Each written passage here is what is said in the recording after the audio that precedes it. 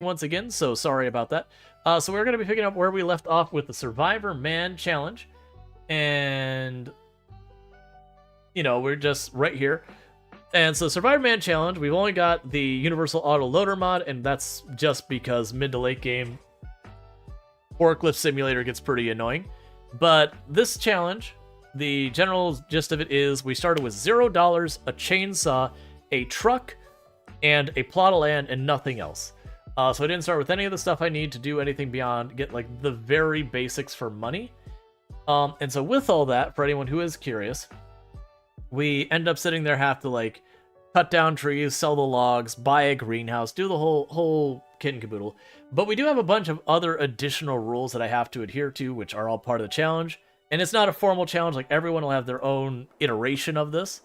I'm not allowed to lease anything, I'm not allowed to take loans, anything. We can go ahead. Did you look at the loader full filter? I did not remember to do so, but we can check that today. But since we started that, so we started with this as our place to sleep. All this is it lets me fast forward time, but it's got a wood fire stove, a bed that should be burned, MREs, and lots of rust. We gave ourselves this truck, which one of my rules is I may not sell the truck, because that would be an easy way to get influx of money. This is just so you didn't have to watch me drag one log hunk at a time. We did manage to lime all of our fields at the end of yesterday's stream, but I still need to fertilize them all. With all that, we went and we spent a bunch of time. This used to have trees all over it, this hill. We cut those all down. We used that to buy a bunch of greenhouses. We used those greenhouses to afford ourselves the equipment to start making fields. We used the money we got from the fields to get a granary and a bakery, and we used the money from the granary and the bakery to get sheep. It has been pretty awesome. We've been making solid progress, and these are sheep with long tails, which is the way sheep naturally are typically. There are some short-tail sheep, but generally speaking... if you weren't streaming it, would you have moved one log at a time? Maybe, maybe not. It depends on the mood. I have done that. Would I have done it this time? I can't promise one or the other. I just want to get this out of the way real fast. You can see I ran out of lime on that last field. I'm not too worried about it. And meanwhile, interestingly enough, that this is still... Oh, I think I left it there. That way when I came back, I would know I need to top off the fertilizer. Then what happens to the tail? They do what's referred to as docking. What docking a sheep's tail is, it's cutting it off. And they do have a reason they do that. So sheep, when they start building up wool and all that, it does mean when they use the restroom, it makes a mess of them. And you can just clean them off and that's fine. But kind of the problem is, when you have a couple of sheep, you can take that time, you know, get the sheep, hose it off, clean it off, whatever, and whatnot. And I'm not an expert at this. This is entirely stuff I have learned. I'm going to give credit where credit due, as I learned this from Ultrasaurus, who actually does work on a farm. But what they do is when you start having like thousands of sheep, you can't realistically go through each and every one of your sheep and clean them up. It's just not a real practical thing. And so the solution they came up with was to cut off their tail. That way, you know, when they make their leavings and whatnot, it doesn't make a total mess of them, so you don't have a thing you gotta clean up. Now, there are certainly better ways and worse ways to do that thing, which, from my understanding, banding was considered the not awful way of dealing with it, but actually is awful. Like, it's worse in a lot of ways, which is just you'd band it to cut off circulation, then it falls off kind of thing, versus just like straight up cutting it off. And it kind of has to do with pain lasting a long time versus more pain for a very short time kind of thing.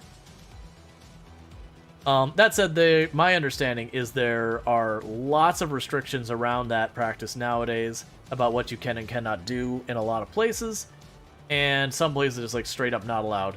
That said, they've also bred to have some sheep that just, they don't have long tails. But most sheep have a long tail normally.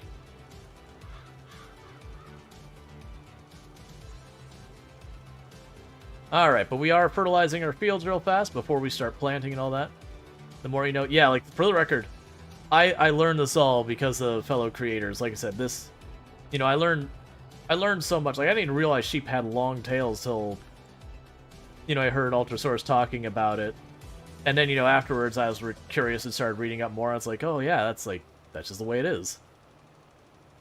The fertilizing doesn't need to be perfect, but it does give us a whole lot of stuff. Consider removing goats' horns.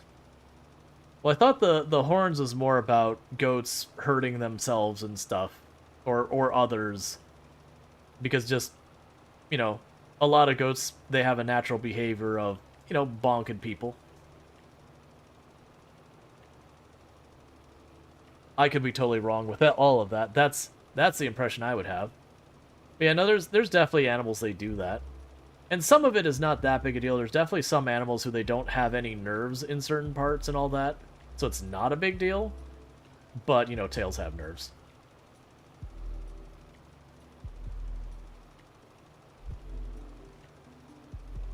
There's also stuff like that you have to be careful. I don't know about goats, but there's a lot of animals who their horns are used for temperature regulation. That, like when you look at like bighorn ox, they have like the giant horns that go out to the sides. Those are basically giant heat sinks for the animal that they have. I believe they have a bunch of like blood vessels that go through their horns, and it's just a way to take all that heat out to the horns. The horns have a large amount of surface area, so it exchanges heat with the outside world very effectively, so that they could temperature regulate that way.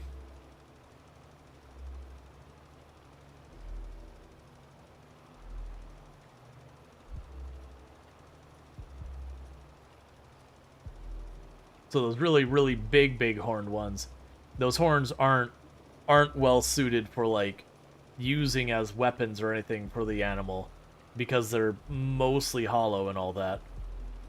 So if they were to slam them against each other with all the leverage they could get on something that long, it would just snap the horn off real easy.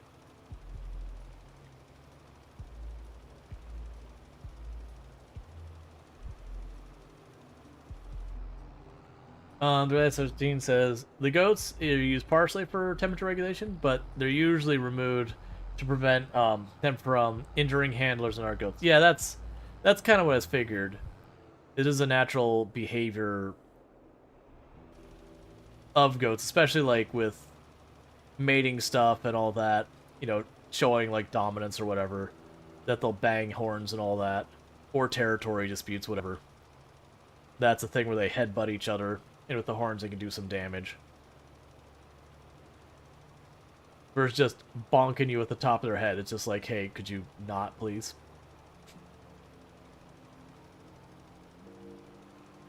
There's lots of animals you do that.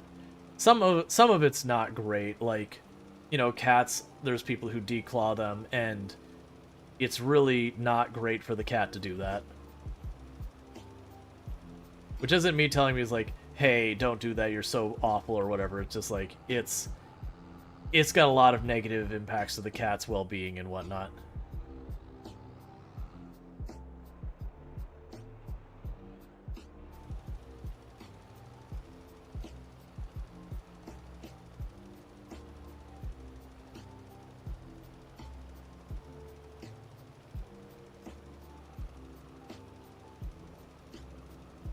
The very last 13 says, it's not fun to have a goat take out your legs with the horns. I imagine. The worst experience I've had with a goat, because I've not had hardly any negative experience, but the worst experience I've had was little like 8, 9, 10-year-old Rual getting to go to the old-timey candy store near the farm, and then, having candy get nabbed by a goat.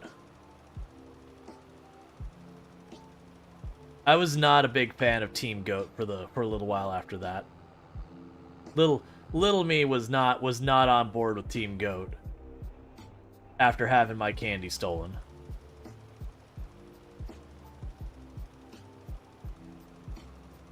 Because it just like grabbed and ripped the bag, and all of that dropped on the ground, and so the goat got to it first. You love goats, but they can be massive jerks. There's a lot of animals that can do that. The first goat you ever met headbutted you to the groin. They're saying it rolled critical hit. Decided to make its move, rolled a d20.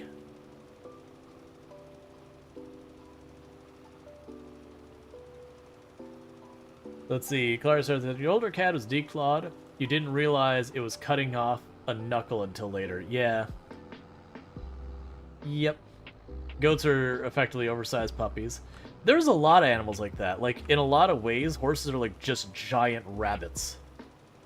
That, like, as long as a horse is getting the things they want and being fed, you know, either carrots or other snacks or whatever, they will be, like, really chill with you. Now, obviously, if you spook them, that's a problem. Like, don't do that. Like, don't walk around the back of a horse or you're going to startle it. That's how you get really badly hurt. But, like, if you got a carrot, that horse is your best friend as long as that carrot's around. Or whatever their preference may be.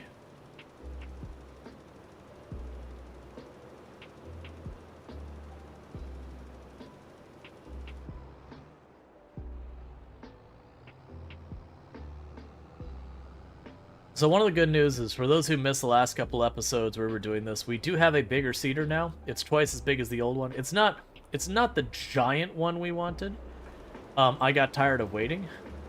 So we did get the one that was twice as large. And that'll carry us pretty well. So we should be able to use that to lock everything in, get these fields seeded. We don't need to seed them this in-game day. We're just trying to get the fertilizer done. Once we do that, we will seed them next. And then once they've been seeded, then we do another round of fertilizer, and then they're basically done till harvest time.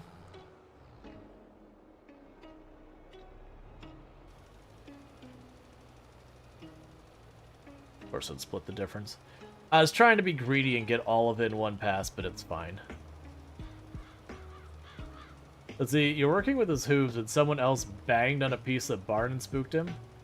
Oh yeah, no, like, they have so much power in those legs. Like, I'm no horse expert either, but it is definitely one of those things that the times I have gotten to go to, like, horse ranches and everything, they're like, okay, here's the deal. You stay the hell away from the back of that horse. It's like, the front half of the horse, no problem. The sides of the horse, no problem. You know, it's also best, like, if you approach, you know, the horse, like, make sure you, like, you can, like, make contact lightly onto its, like, shoulder. Basically, let it know that you're there. So that, you know, again, you don't startle the horse and it, like, goes to run or, you know, kicks or whatever. That's entirely the thing, is just not to startle it. Was AFK? You made it to 30 days? Yep. The last, like, 7-8 days, I think it was, like, 7 days or whatever, we basically liquid lunched our way through the entire rest of it. But yeah, so Project Zomboid is done. They'll probably do Timberborn tomorrow. And then more than likely what we'll do is we'll choose one of the other games on the list for the Dare Drop to knock out the next day. Good chance it'll be either Minecraft, which I actually have to figure out setting it up. I have an account. I haven't used it in years and years and years. That's not true. I did use it like 2 years ago. But I haven't used it in a long time, so I gotta figure out setting up Minecraft. Try and do its Dare Drops. Or, if I can find a group, get Lethal Company happening, which that'll be something to do as like kind of an interesting, kind of one-off type thing. If those I can't make happen, then there's also Valheim. Now, I'm not going to be doing a full playthrough of Valheim. I do kind of want to wait for Valheim to be mostly in, like, a solid place kind of thing. Like, when I say solid place, I want it to be mostly done. I burned myself out on Valheim when it first dropped in Early Access. And then, like, getting back to it, I play it, I get to about the Iron phase, and I'm like, nah, I'm burnt. Like, I don't want to do this again. So I want to really wait until, like, you know, they have their, okay, it's officially released, the content we intend on adding is in, we're good, like that kind of scenario. Oh, it shouldn't be, I appreciate that, Cookie. I shouldn't need that much. It's basically like remembering my account information, all that. I think it did, because they did the thing where they transferred it to Microsoft, Xbox, whatever. So I think I do just need to grab like the .NET version or whatever, and that'll be fine. But the Minecraft one, I'll try and remember them all. So if I remember, there was 3 dare drops for that one. The one was to build a house themed after a character in Minecraft, so you can make it like a creeper or a sheep or a cow or Steve or whatever. There was one to trade. I think it was trade ingots with a pigman. To like, I can't remember if you had to get something specific from them, but basically trade ingots with a pigman. So that's actually take a little while because that means I need to get into the nether. And what else was there? There was one more. There was 3 of them, I thought. It doesn't matter. But there's stuff like that. None of them seem like they're really big tasks. They're gonna be a bit more than a lot of these stuff. Like for Valheim, it's kill the first boss without using fire. Oh, I ran out of money. Alright. I was like, why did I not fill up my gas tank? Why am I doing this? I should bring this back, and we can just grab some goods to trade real fast. But yeah, the big thing is I repaired all this, so now I can just grab a pallet, sell it so I, have enough money to, make sure all my production keeps running. But yeah, no, it's, very genuinely, like, Project Zomboids had the most time involved of the things. Using fire, you always just peppered the deer with arrows. Yeah, so you can either put down fires or fire arrows as well. That the first boss, the tree boss, is weak to fire. And so they're basically saying, hey, fight this boss without using its weakness. Another one was defeat a boss fisticuffs, which is probably the, like, what I'll probably do is I will do the tree boss fisticuffs, I think is the plan. And then to make a Viking Great Hall. Or a Viking-esque Great Hall. Which will probably be where I'll burn the most of the time, is making the hall. Have I played 7 Days to Die? I have. Now, 7 Days to Die is, like, just generally kind of not my favorite. I don't know, it's just... To me, it came out at the same time that, like, there was a lot of survival games that felt kind of all the same. And I understand it was a slight twist on it, but it was just... It kind of paid where it was already burned out of, like, all... Like, it was that time frame when you had, like, Ark dropped... Oh, man, I'm not gonna remember those. Like, Ark dropped, 7 Days to Die dropped, Contagion dropped, Green Hell dropped, The Forest dropped. Like, everyone was making a survival game, a Punch Tree style survival game. And I played several of them a lot, and then by the time I got to 7 Days to Die, I was, like, already pretty over the whole genre for, like, I just burned myself out on it. And then when I came back around, like, I never got into it. Like, it's just one of those ones that just, for whatever reason, just did not resonate with me. And then later on, I actually will not play 7 Days to Die because they had previously, there was Twitch integration mod for 7 Days to Die, and it was using game sounds from within 7 Days to Die. I might get some of the details of this wrong, by the way, but this is my understanding, is they were using sound effects from 7 Days to Die itself in the mod for 7 Days to Die to add Twitch integration. And then 7 Days to Die added its own first-party Twitch integration. And shortly after that, whether or not it was related to it, I don't know, they DMCA struck multiple creators for basically copyright violation for having those sounds because of the mod. So they didn't turn around and say, hey, we don't support this mod, we don't want people using this mod. They went immediately at DMCA struck people, which for a lot of platforms, if you get too many DMCA strikes, your account gets suspended, like done, gone forever, that kind of thing. So that was the nuclear option. And again, it's not that they went and said, hey, don't use that mod, we're going to start enforcing it. They just came out of the blue and started, just torpedo from space to these people. And so, as such, I will not play 7 Days to Die. Because I don't even think they issued an apology or anything later either. They just did it.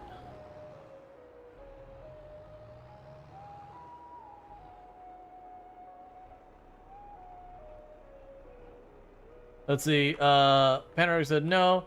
They changed the EULA to disallow bit-based interactions outside of the game and put their own interaction or integration in the same slot on Twitch, forcing Troublemaker out, mailed them, and then DMCA'd streamers the next day. Gotcha.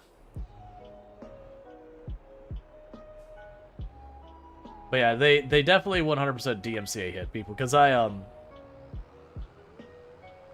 am in a community with the creator for Troublemaker. Like, as in, behind things. And so it is the thing that they were going after people with DMCA strikes. But, like, not giving them a reasonable amount of time to even have, you know, respond to acknowledge. And I'm sorry, but that's just not acceptable. Even if a mod is doing something like that, and they change it, you'll say, hey, you're not allowed to use bits, which, first of all, okay, mind your own business. Like, if you, like, they didn't add Twitch integration for a long time, someone filled the gap. And effectively, they got upset that someone else was making money where they could have. And they decided to make money there by, you know, making their own thing and then disallowing the first party. But again, they went after the creators. They didn't go, hey, you know what, we've changed our EULA, you know, we're no longer going to be permitting this mod. That would have been unpopular enough. Like, that's still whatever. Like, I'd understand that from a business perspective. It's the fact that they went after the creators instead of being like, hey, this mod is unsupported, please pull it down, yada, yada, yada. And, like, it's just, they approached it entirely in a way that, you know, because what's next? I go and, like, we're having fun with this. Let's go, knocking the bread around. You know, oh, we're having fun with this. Let's get a mod that turns the zombies into Santa Claus. And then you get a mod, and then suddenly the devs are like, you know what? We've suddenly decided that you can't make the zombie Santa Claus because we're going to make our own thing, first party, that does that. By the way, you're all DMCA struck. Because screw you. It's like, no, I'm going to stay a mile away from that. And I don't mind if people play 7 Days to Die. That's totally fine. It's not a thing that's going to impact 90% of people. But for me as a creator, oh, I still have the box from the objectives up there. Me as a creator, if they're willing to do that for that, I can't trust them. You know, what's the next thing that they're gonna come up and be like, you know what, we're gonna strike you for this? And I mean, the answer is yeah, you just don't use their sounds and all that stuff, so they don't have a way to get you. But that means they're gonna watch my back every single time doing it. And I don't think it's a bad game, just to be clear. I actually don't think it's a bad game at all. It's just, unfortunately, the game itself is fine. It's not a game I personally enjoy very much. But the company has done not good things, and I do not want to economically support them. I mean, I've already bought the game, so I already am economically supporting them in that regard. But that was before all that.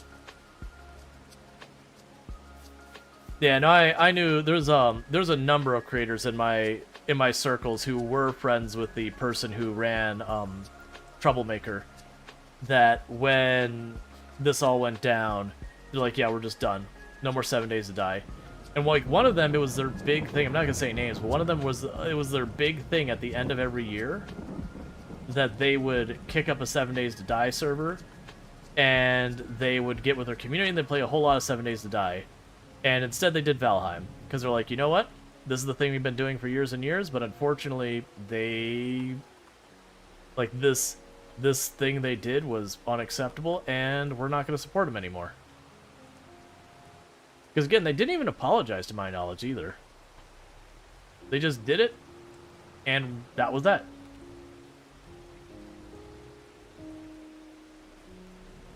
That would be like...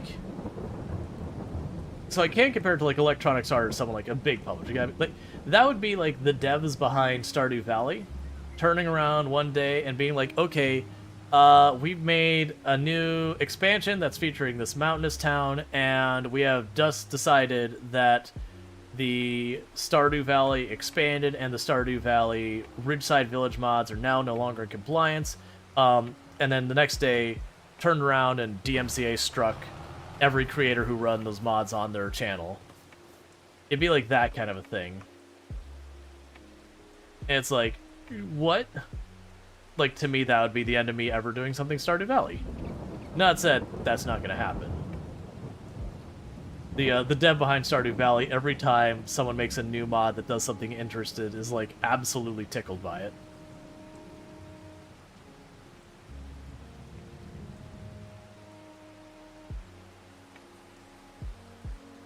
Panarvik says, you're going to join in on that 7 days game?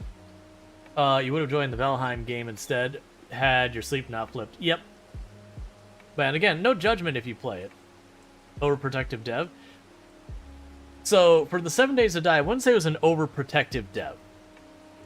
I would say it was a dev who saw a way of making money and decided to punt the people who are, you know, occupying that space. To say, we're going to do that instead and you're out. It was just, the weird thing was, even as bad as that is, the weird thing, it was they went after who was effectively the people using that. And, like, for the record, out of the group of people, like, the friends of this channel, like, so far as other creators, there was a good 6 or 7 people who were using Troublemaker on and off at the time. We used Troublemaker for Project Zomboid. That's how we did our Twitch integration for Project Zomboid. And so it's very likely, had I been playing 7 Days to Die, my channel very well would have likely have potentially been on the list of people getting DMCA struck. So I have very strong problems with that. And honestly, to be fair, just them basically, you know, just them turning around and being like, hey, mod, you're not allowed, like, you've been doing this for years and we weren't filling that gap, but we're going to do that now and you're not allowed to. Just companies who do that is usually enough for me to stop doing business with your company. Like the old Apple thing of taking stuff, not crediting them, and then ripping off their idea and making it part of your platform. That whole thing. Like, that irks me in a big way. And don't get me wrong, pretty much every operating system has done that. You know, some it's more scathing than others, certainly.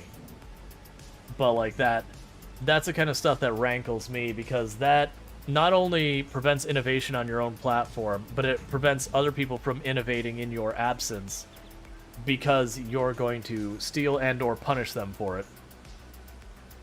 But even like, for example, way back in the day, like the original Apple iPhone and all that, where it had like a better Wi-Fi app they added to it on the App Store, and like Apple literally like ripped off the art and everything and then made it part of the phone without crediting the person or anything. Even that's not as bad to me as what 7 Days to Die did, because they didn't sue the person in a way afterwards. Versus 7 Days to Die, they didn't sue, they DMCA struck people for effectively using the app. That would be their equivalent. So even Apple wasn't that bad. It was still shady and crappy. But like, it was particularly ghoulish what the devs from 7 Days to Die did.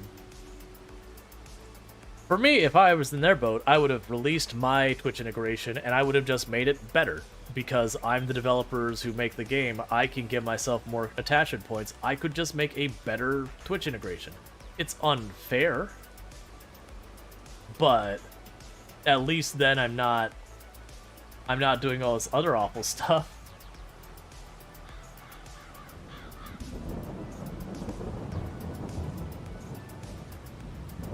Okay, we can go ahead and stop you. And I'll take this over.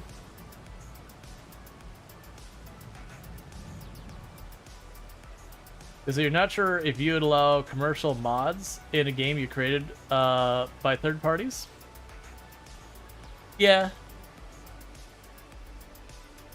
But it's kind of one of those things that, though, if you've allowed it for years and years, and then suddenly go, no, and then immediately start banning, again, not even the mod. They didn't go after the mod directly. They didn't go, okay, mod, you know, we're going to, you know, go to Steam saying, hey, we have this terms of service, this mod is in violation, please take it down, that kind of thing. They didn't go that way. they went after streamers who were playing the game with the mod. So that is the big switch there. That's like going after the person who downloads the app on the App Store versus delisting the app on the App Store kind of thing. And again, it's one thing is like it's a piracy thing or something like that. You know, where you are individually like breaking a law or anything and you know that. This was very much going and being like you had an absence of functionality and someone offered it. And for the record, that is a thing, like, there are countless games that support that where you can have an extension on Twitch that the way it works is, you know, you'd pay, you know, as a viewer, you'd pay 100 bits to make a zombie appear on me or whatever.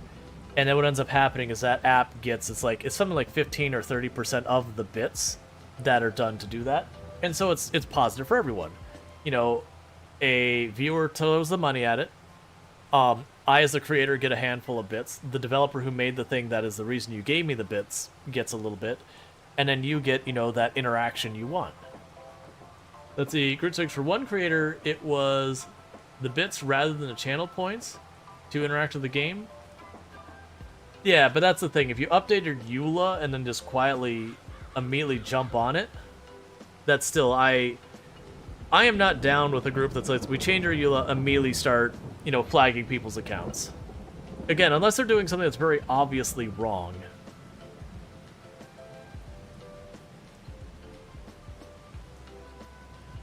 Because I honestly, like, if I was a game developer, like, it doesn't matter. Like, let's say I made the next Stardew Valley. You know, some slice of life game. And then someone came up with a Twitch extension for my game that you could, you know, you could throw bits at the channel to control dialogue interactions or something like that. You know, I don't know where we go with that. Like, control the weather, dialogue interactions, whatever. That doesn't cost me any money. That benefits me for a product because it means people are going to be excited about that Twitch interaction and they're going to buy the game. So I win. Now, I would certainly have rules around stuff like, okay, on the official store, I'm not going to allow nude mods or whatever like that. You can take that on your, like, Nexus and all those offline stores. That's fine. But, like, on the official store, like, I want that distance away from my game. That's not what my game represents and all that kind of stuff.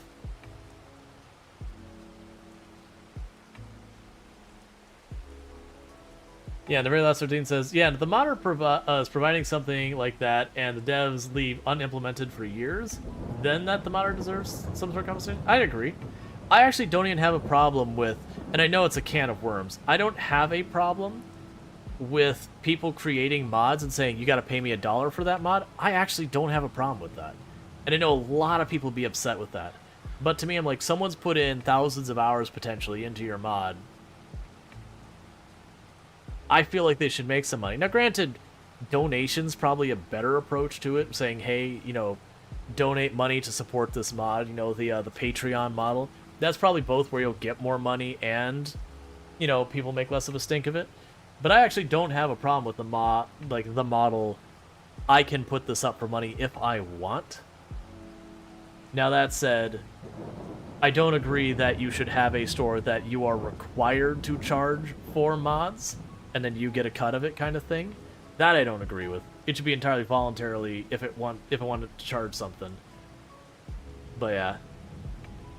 And I know that'll be an unpopular opinion because people want free things, understandably, and historically we're not used to paying for mods.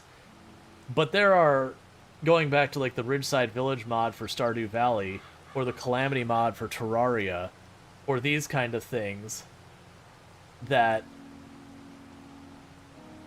you know, that's the whole thing.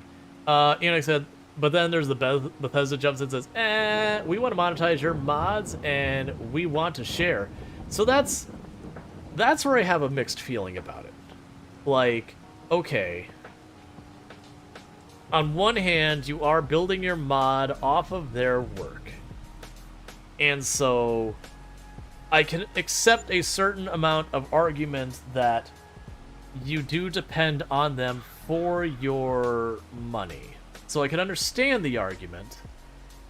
At the same time, as someone who plays games, I'm not super excited about that. But it also depends on how that works. And like the rates and everything. I think for me as a developer, if it was one of those things that I could make a mod, again, it's free normally, and I could choose to monetize the mod. Like, that's my choice. I could choose to say, I'm going to charge you $1 for my mod. And then, you know, Bethesda popped and says, okay, you're going to charge $1 for your mod. Okay, we get 10%. Because you are building off our game using our official store. I would actually be okay with that. Not a fan of that, but I would be okay with that. Now, if it was something that was like compulsory, where it's like, okay, you put this mod on here, yeah, we're gonna charge $1 for it, and you'll get your cut. And so it's ultimately I get the same money, but it is just a thing that happens, you know, like it or not. That would have been an absolutely not. I don't know what Bethesda did so far as how they facilitated theirs. That's the product Zomboid. Spiffos feel. Brazen's work and Breedus. I would pay if it wasn't free. Yeah. Well, that's the whole thing. Is you want to support that. Like with the one of the mods that I felt like there's been a couple of mods I have financially supported over the years. Like Calamity mod for Terraria, I believe, I don't know if they still do, but I believe they have a Patreon. And I definitely threw some money at that going like, I played the crap out of this mod. It is amazing. I want you to keep working on it.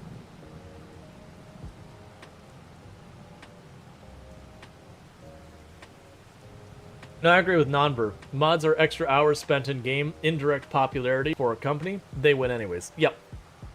And I do feel that quite often on the business side of it, you fall into the trap of going, I am doing this thing and making this money. Hey, here's someone else right next to me who has built something on top of my product, making slightly, you know, making a little bit more money, and you get like this jealousy being like, but I want that money. And that's where things get ugly, where it's like, well, no. Like, if they're doing something shady, sure. Like, if they're doing stuff like gold farming or botting kind of stuff that hurts your game, absolutely go after them.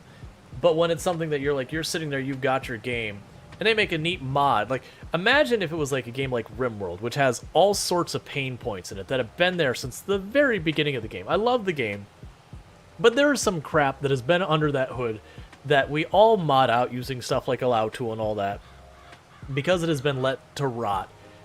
And if suddenly the devs behind RimWorld turned around and went, you know what we're going to do? We're going to start charging for that mod. You're not allowed, like, we're going to kick Allow Tool off there. We're going to have our own version of Allow Tool, but you got to pay $5 for it. Like, immediately, I would probably stop playing RimWorld immediately and say, hey, I'm sorry, I cannot support this. Would Tynan ever do that? I doubt it. Like, that would not align with anything that has ever been Tynan ever. It would be straight up just torching the bridge behind them. Hyperturn saying, hey, I'm playing RimWorld right now. Yeah, I play a lot of RimWorld. I absolutely love the game, but also it's got some pain points. Tell me. You're probably running Allow Tool or something similar to deal with a bunch of just like inefficiencies. You might be running the mod that what is it, Common Sense, or one of those kind of mods as well. You might be running Octung, because that's another mod that like almost everyone runs. Because when I tell a doctor I want them to work on someone, I want them to work on them. I don't want them to walk over there and go, nah, you can keep bleeding. I'm gonna go get a snack. You know, it says Bethesda's been milking Skyrim anyways, though re-releasing through re-releasing various editions. Oh yeah, no, that's been a whole thing forever. They already paid for the game. Why should they get paid for the work of another person has done utilizing it, what they paid for already? No, I get that. But it was Common Sense, the wall repair thing, that had the hilarious description. Not that I could think of. 1, yes. 2,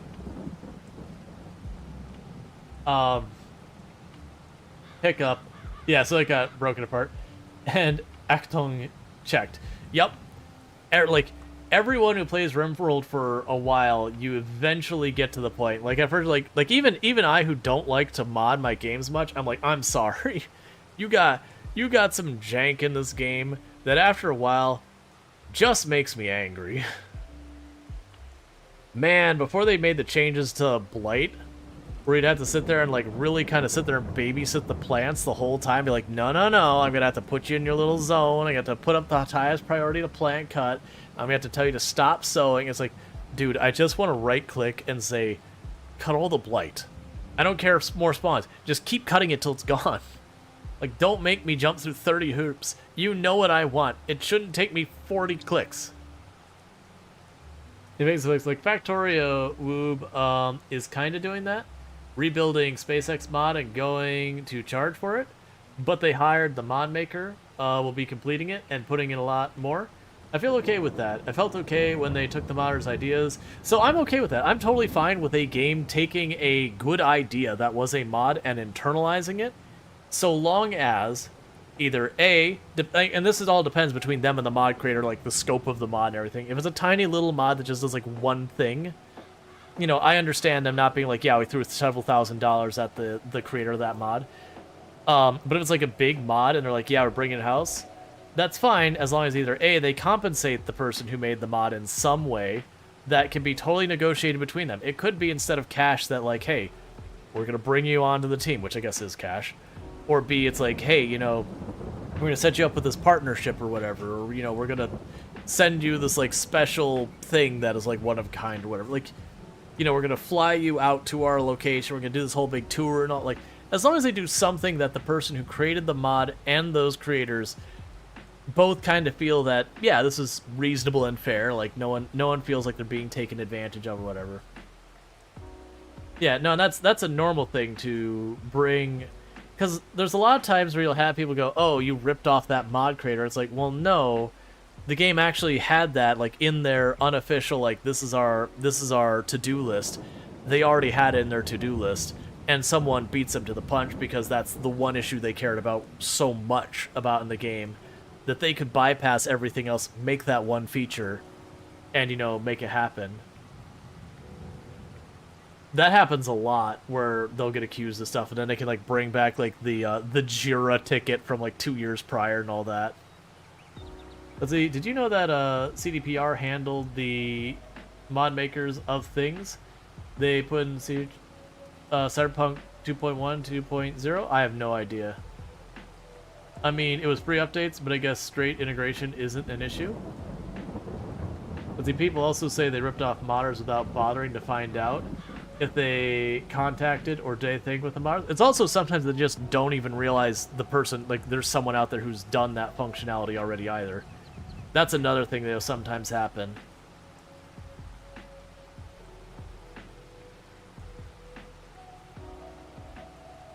But yeah, and there's definitely places that handle it better than others. It is the thing that happens. That's not to give an excuse. There's times that there are groups that 100% they see a mod, they like a mod, they absolutely rip off the idea, like straight up lift it. Because it'll be like an open source mod, they can just even like grab the code, bring it in, do some cleanup to match their code style, and call it a day. That's happened over the years. Not with RimWorld, but in games in general, there have been those kind of like really blatant stuff, and not only in gaming. That unfortunately does happen out there. All right, so I gotta get more seats. But you can't wait to replay Cyberpunk with all the patches they released. I didn't get it to begin with, and for me, the reason I didn't get it is my general stance on games is, for the most part, when a game has been like super hyped, that to me becomes an immediate buyer beware. For me personally.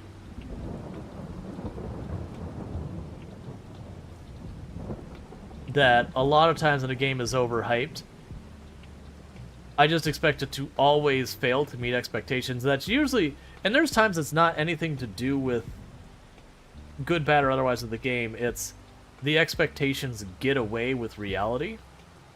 And so even if it doesn't align with what the developers are saying, the expectations keep building and building and building until no one could ever meet them.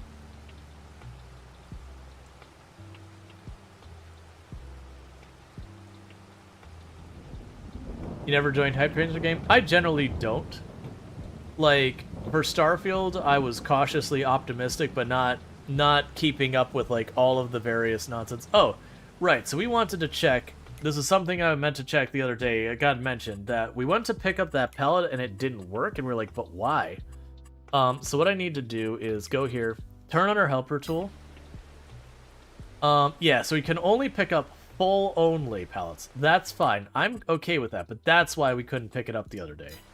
Is because this pallet is not technically full and therefore cannot be picked up. That's fine, as long as we know why that happened.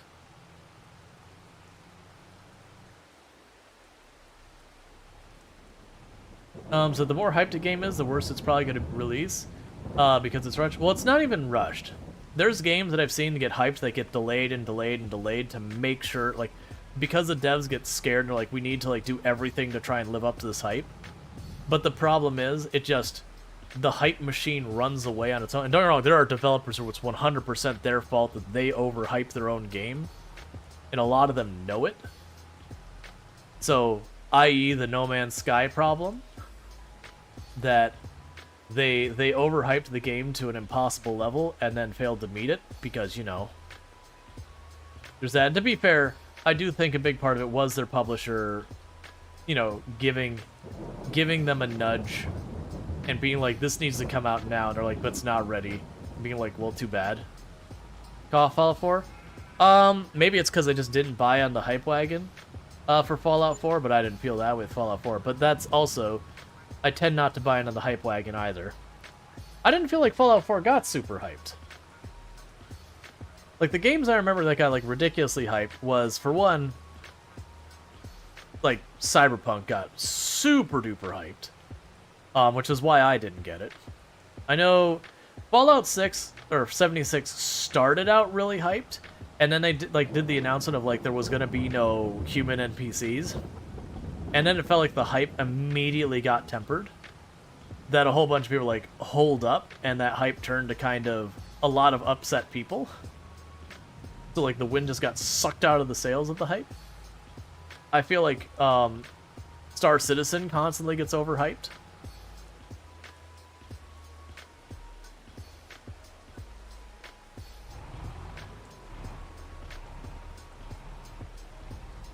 Oh, I mean, that's the marketing side. Yeah, don't get me wrong. Marketing side, I'd agree. They probably went way over the top. Like, that I would agree is 100%. The marketing was over the top. When I'm talking hype, I'm not talking about the money the company spends to try and get you to buy it. I'm talking, like, the various people running around, you know, being, like, super excited about it. Like, you know, the content creators be like, oh my god, it's the greatest, you know, it's the greatest game coming and everything.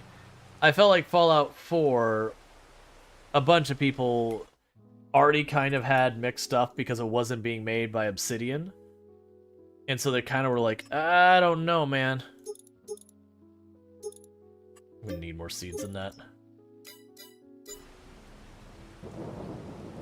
Well, a Vault game, as I recall, is pretty great too. Oh yeah, no, that's, I played that one. Oh wait, what am I trying? I was like, I'm gonna have to deal with this stuff. And just put in this thing, that's where they're going. You had 100 hours in 76. It started awful, got a little better over time.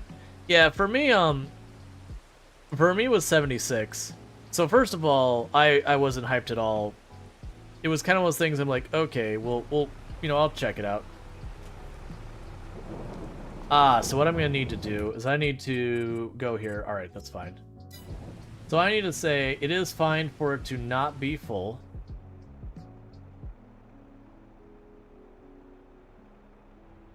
Okay. But yeah, so my stance with Fallout 76 is when it was released, I personally do not feel it was a bad game. I do not feel it was a good game. I do not feel it was a bad game. It was an alright game. I will say it was a bad Fallout game. Like, what you go into Fallout with the expectation of, it was not that. It was something else entirely. So for me personally, branding it Fallout was one of the primary mistakes. Because you set a whole lot of expectations that you were not going to meet. Because it was just a different game. It was thematically in the Fallout universe, and that's it.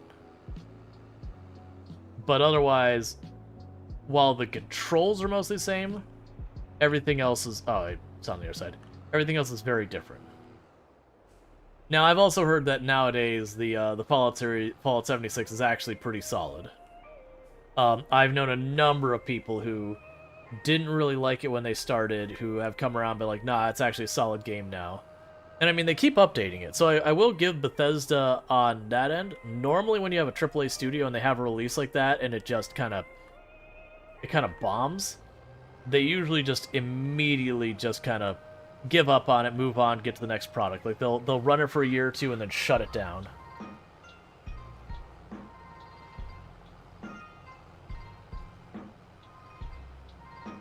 Insane Sports saying, playing Fallout 76 right now? It's not bad. Also, hello. The new DLC is set? I think Microsoft turned it around. Was it Microsoft or was it already turning around before Microsoft?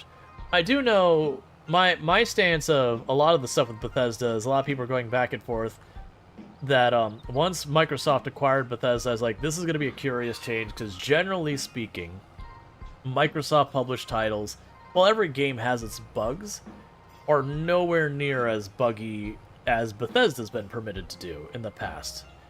And so don't get me wrong, Starfield certainly had a lot of bugs, but compared to its previous titles, it was a lot better. Still rough around the edges pretty broadly, but it was definitely nothing like when Skyrim came out.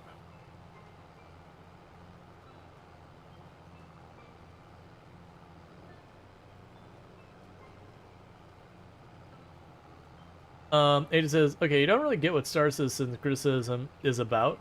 And we haven't seen anything other than the trailer. So for me with Star Citizen is I kickstarted way back in the day. Just to be clear, I was bought in on that kind of thing. And they made an absolutely bananas amount of money like we've never seen before. But the fact that you can now like buy ships for like $20,000, like real life currency dollars, to get ships in the game, and a lot of it is what's referred to, like, to me is referred to as vaporware. It's a promise of something, as opposed to an actual thing. Like, the Kickstarter was one thing. You know what you're saying, like, hey, there's gonna be this game, but now they'll be like, oh, you can get this ship, and when it comes out, $18,000. And there's ones that are cheaper and all that. And it's just one of those things I'm like, I'm sorry, I am very not okay with this model.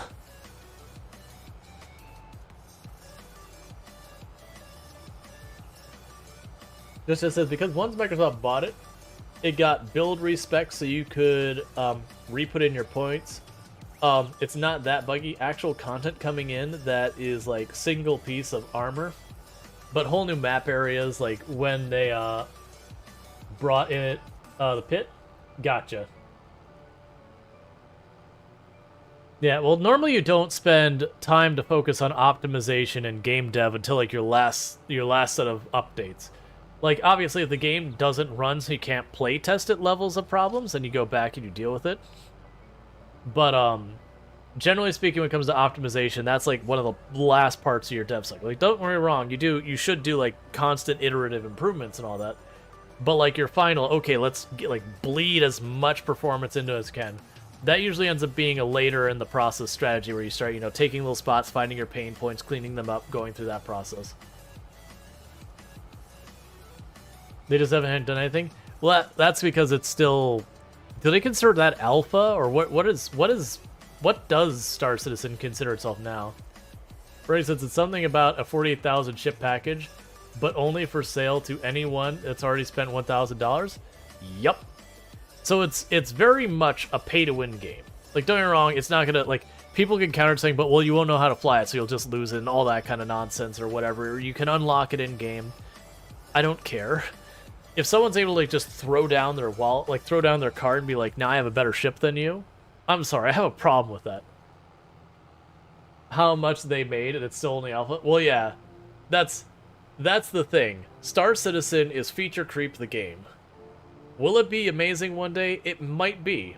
Like, at least it's a game now. You have connected systems you can play. Versus before, you know, people were plugging down thousands of dollars and like, well, here's a ship. You can now look at it in your station, but you can't fly it. It doesn't exist. That I was just like, I'm sorry, but no. All right, well, bear with me. I need to use the restroom real fast. I ran out of drink, so I'm going to quickly do that, and I'll be right back. So thank you again for tuning in. I'll be back here in just a minute, and do appreciate you being here.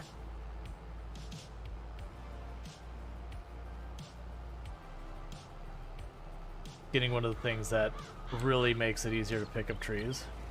That's not what I want. I knew that was coming the moment that happened.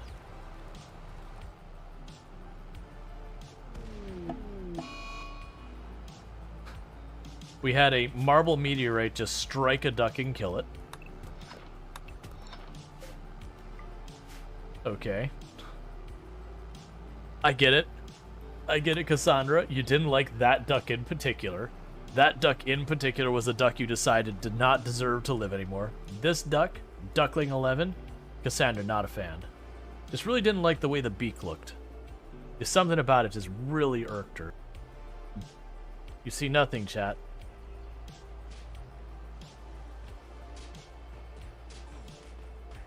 Nothing is happening here, chat. You see nothing.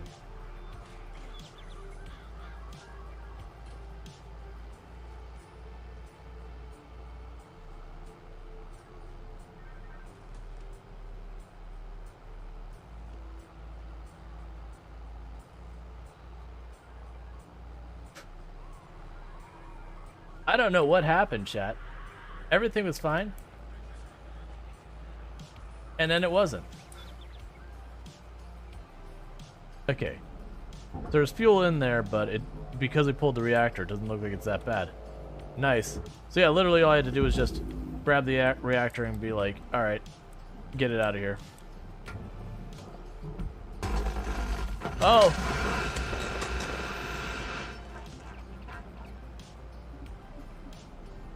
There's apparently still fuel in that line? Thanks, everyone.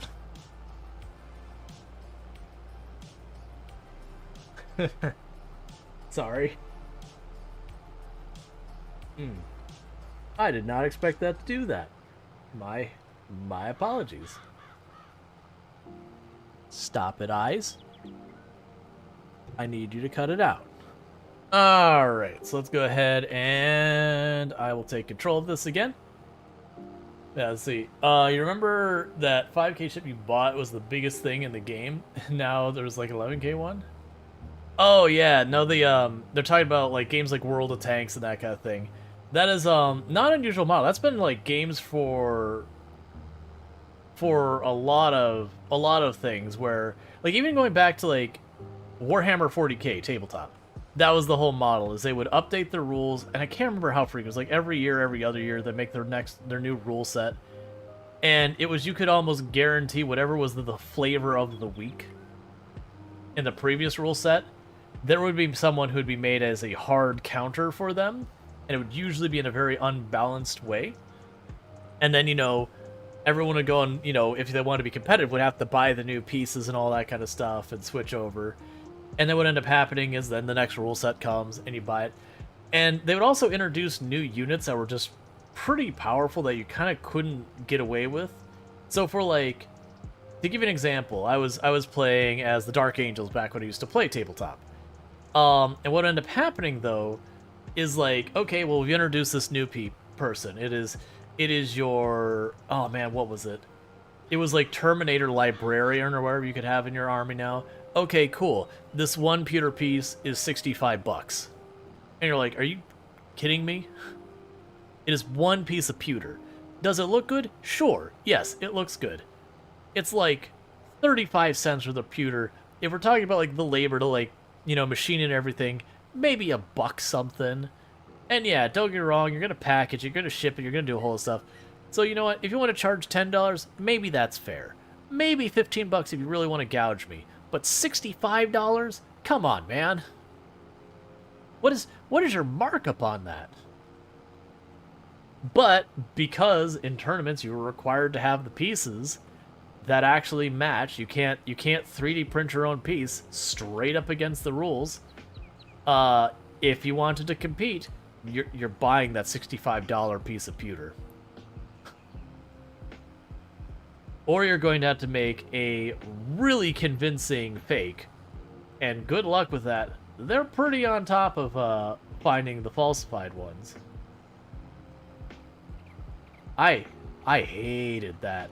That bothered me so much. But it'd be every new release of the books. If you wanted to stay competitive, you were dropping easily a couple $1,000 to like rebuild your whole army. Now that said, I was never competitive, so I didn't care. I got my army I pieced together for a while, like, I'm having fun.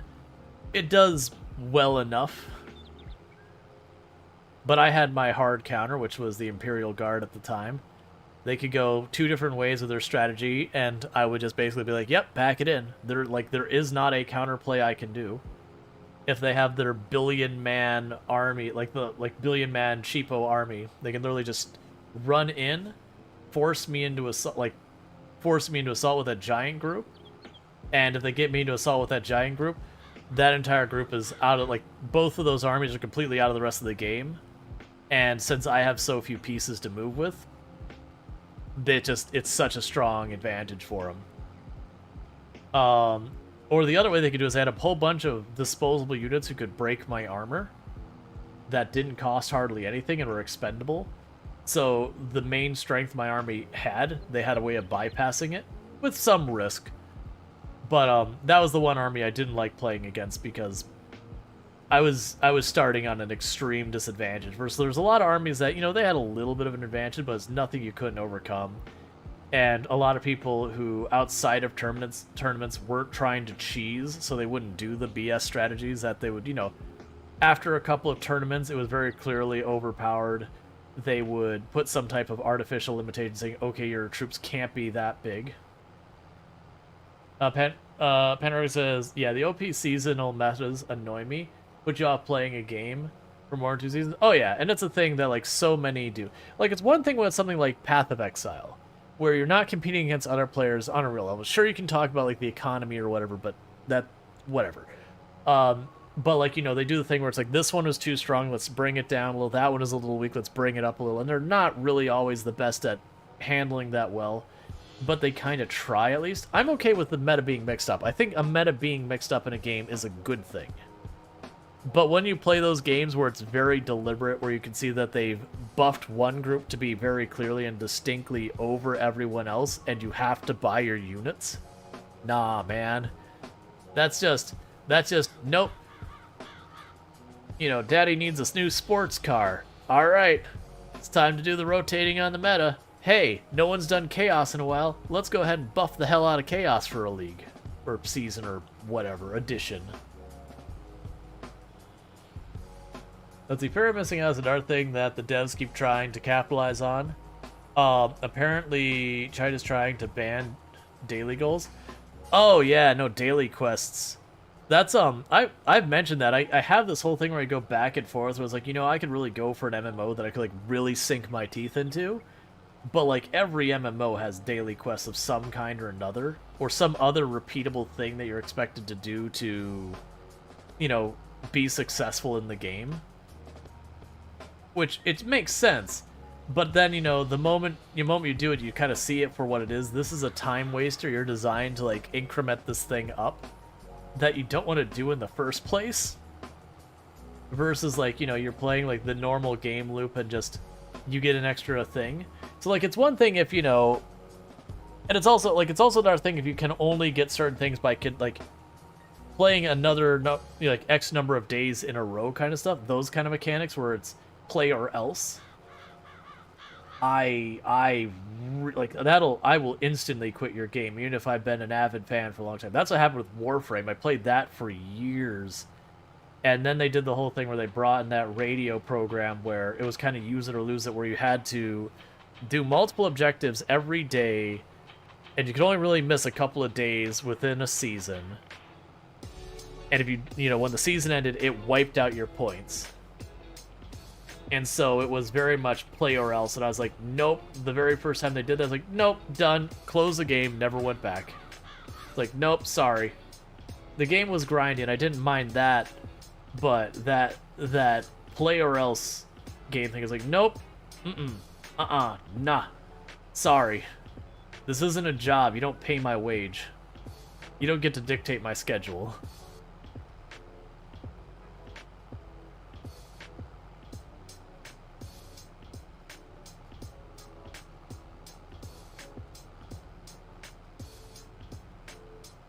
They made like Destiny where armor score reset at 1600 or 1600.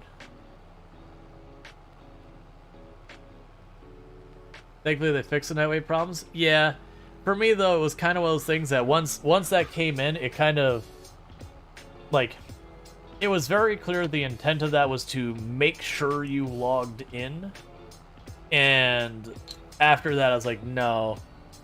Like, I was already pretty salty about that there was a couple of things you could only get through. They would have these rotating login bonuses. But, like, most of, like, there's only one or two of those that were actually, like, big deal kind of things. So it was not that much of an issue. But, I was already pretty unhappy about that. But when it was, like, very much use it or lose, I'm like, nah, haha, no, sorry, no.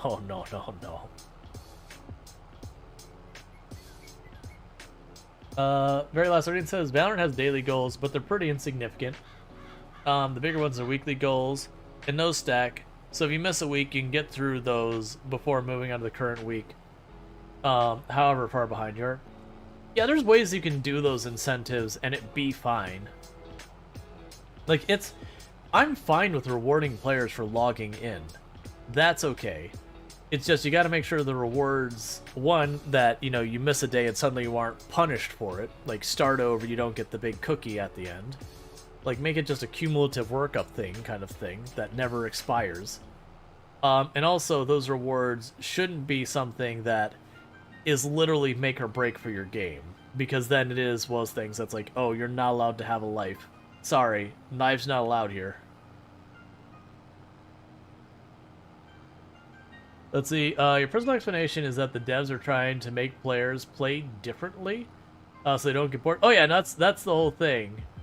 When it comes to like rotating metas, rotating the meta within itself, that's fine. It's when it's something like a collectible card game and that where it's like a forced rotation of meta, where you have your armies or whatever, and you go out of your way to like nerf like whatever the previous meta was and make a new meta. For purposes of, you know, sales and all that, because that's where that goes, that I have a problem with. When it's something like just, you know, it's an action RPG and the meta rotates, even MMOs, it rotates the meta, you don't buy your character slot, or you don't buy your character, you don't buy your priest or whatever, not typically, there is exceptions to that. So if like one character's a little bit stronger for PvP this season or whatever, it's one thing I have to buy access to that character. I'm like, alright, come on, man.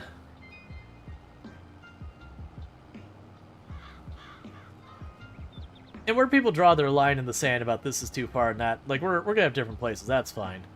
But when I feel like a game is, like, when it feels like login or else, that's when I start losing interest in the game. That's ultimately one of the things that became a problem with me with EVE Online, is I loved the game, but I had played it for years and years, and it wasn't anything that CCP, who's the company behind the game, did. It's as I got more and more drawn in, and it became the situation with player-owned stations and all, that's kind of where I lost interest in the game, because it started to become, you have to log in today. If you don't log in, and enough of your friends log in, then the people are going to knock down your station. Like, you could already have people, like, invade your space and all that back before you could truly control certain areas of space. But the moment you had all these assets floating around, you had real loss you could suffer if you decided to take a day off. And it very quickly came from, this is a game I enjoy, to, this is a job now. Like, I have a schedule I have to keep. And it stopped being fun. And I had played that game from beta all the way to around the time that they introduced the larger carriers. the motherships, whatever they called them. And it was just kind of like, this is not fun for me anymore now.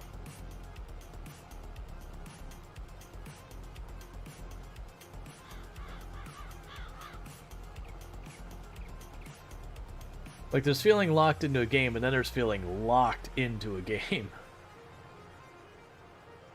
Like, people have probably noticed I have the same reaction when it comes to me streaming games. Like, if I feel like my playing of a game is no longer a choice, it's an obligation, I'm like, that's the fastest you can get me to be like, nope, never playing that game again, I'm out. Like, when it's something that, like, I start my day, it's like, well, I'm going to have to play this game tonight because that's the game I play on my channel. That is I am out, I am done, I am over. And I do want to say, I've been playing EVE Online for quite some time, although you enjoyed the industrial side of things more than the combat. I did both. Like, there was definitely times where I was all about the PvP, and then there was times I was all about just, you know, all the industry and all that. Like, I had my spreadsheets that I could, you know, punch in the different numbers and do all the calculations, so I could kind of figure out where I wanted to focus on my manufacturing and all that, and all that. Oh, no, I was really good at PvP. I had lots of fond memories from PvP. I started at the beginning, so I had, like, really good skills. I had my niche I leaned into really hard that people at the time really didn't understand some of the abuses you could do with, like, multiplicative stacking. Like, back in the day, they didn't used to have, diminishing returns on hardly anything. And so I used to fly an Armageddon with all 8 of my low slots being heat sinks. So each one of those would make my guns fire faster and do more damage. And they would use up so much CPU, I could only equip 3 weapons with, like, no capacitor helping of any kind. But I would jump in on someone, open up the guns, and I could rip through, like, 3 ships similar size before they really had a chance to do much of anything to me. So it was, I would pop into a fight, and I would take down just about everyone I could and jump back out. Because once I was out of energy, like, I was a sitting duck. I could toss out some drones that did a handful of damage, and that was about it. If I got into a fight, there was enough people there that I couldn't rip through them all. You know, and I'd get the occasional shot off from the natural recharge, and it would do an obnoxious amount of damage. But usually by then, since they had no real tank on that ship, they could shred me. But, you know, I got really good about popping in, picking my battles. And it wasn't, you know, I wouldn't be like the gate camping piracy player or whatever. It was, I would go into hostile space behind enemy lines kind of thing and just jump in. Not just like, most of the people that do like ghost ops where they just jump in on a mining ship, pop it real fast and run away kind of thing.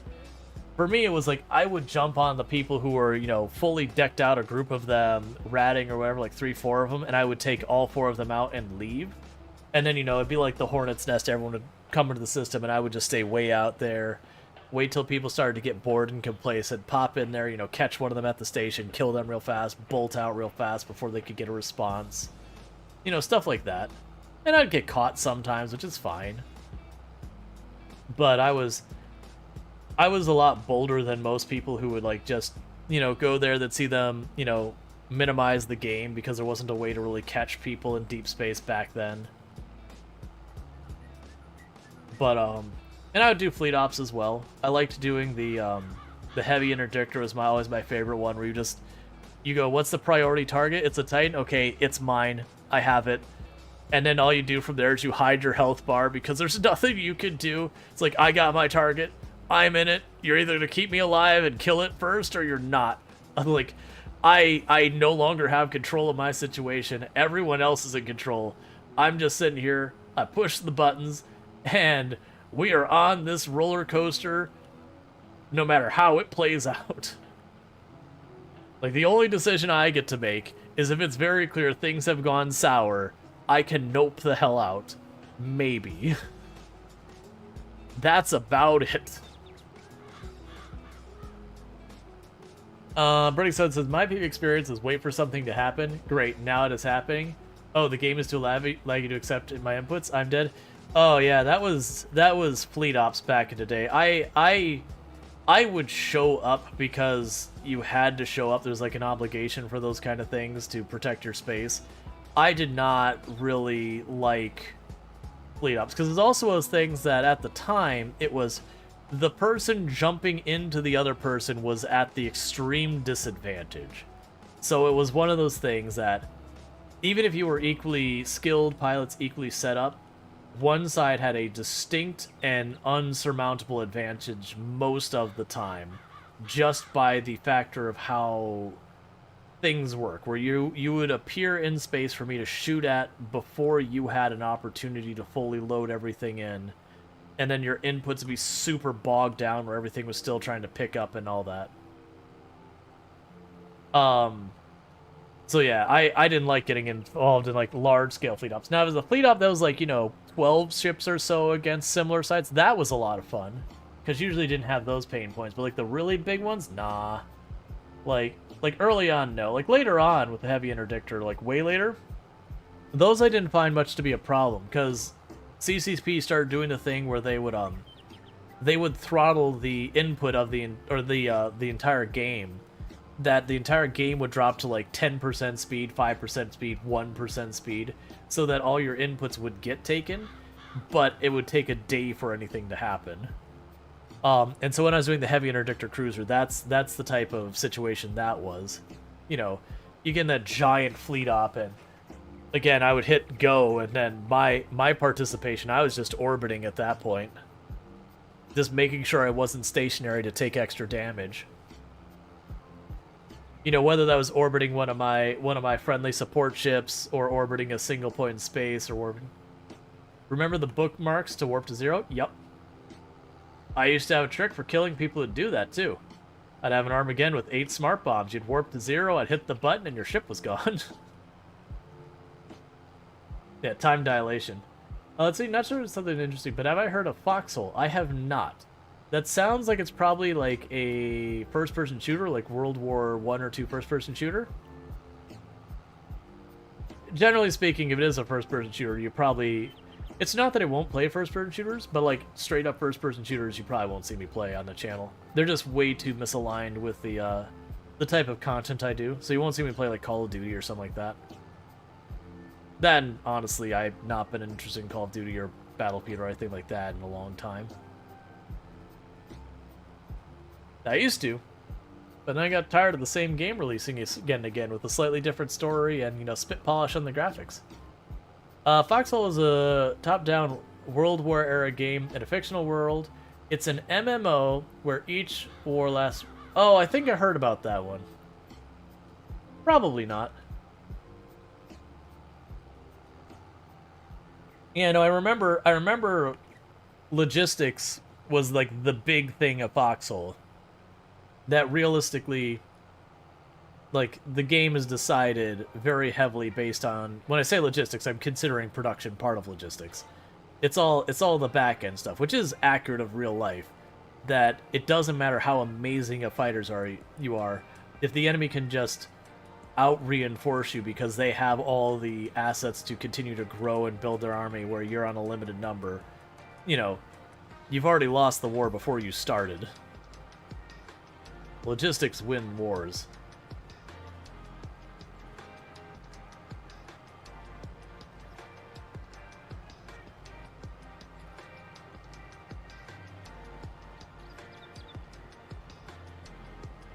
Alright, so I'm gonna have to do another trade for seeds. We overspent quite a bit getting the big cedar, but that's okay. We're not selling we haven't sold our bread to make ends meet, which is pretty good. Because when we have to sell our bread early, that hurts us more than anything, because that's the most margin we just throw away from selling at the wrong time of year.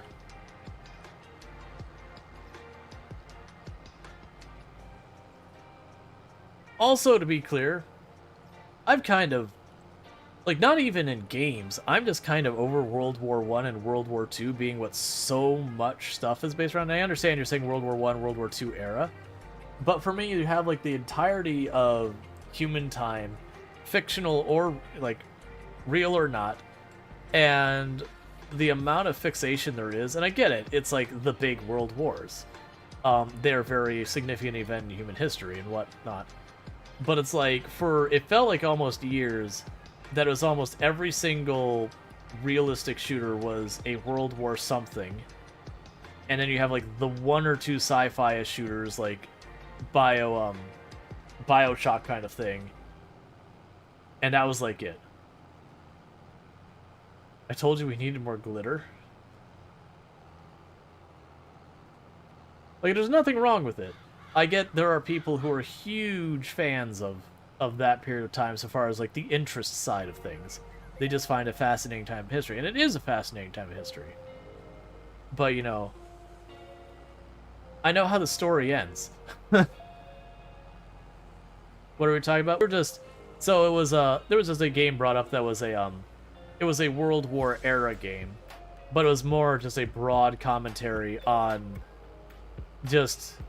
Especially, like, in shooters, as well as, tactical games. Like, the squad-based tactical games.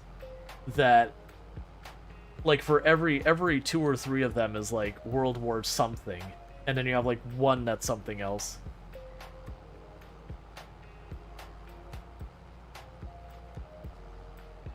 Real Esper Dude says, you just like the World War games because you're a nerd about firearms, and really like guns in that time frame? Yeah, no, that's kind of thing, is I'm not huge into guns at all. Like, I know a lot of guns because games have depicted them, and having worked for a, weapons R&D company for a while. But at the same time, like, people said there's like, well, don't you know that this gun is like, no, I don't, because I actually don't care. Like, very genuinely, I actually really don't care. Well, this gun's much better than that gun. You know what? I don't care. Like, the amount of caring I have, it could go into the negatives, it would. It's just not a thing that means anything to me. Well, this isn't an accurate or realistic representation of this I don't care. It's cool that that's your hobby, but I don't care.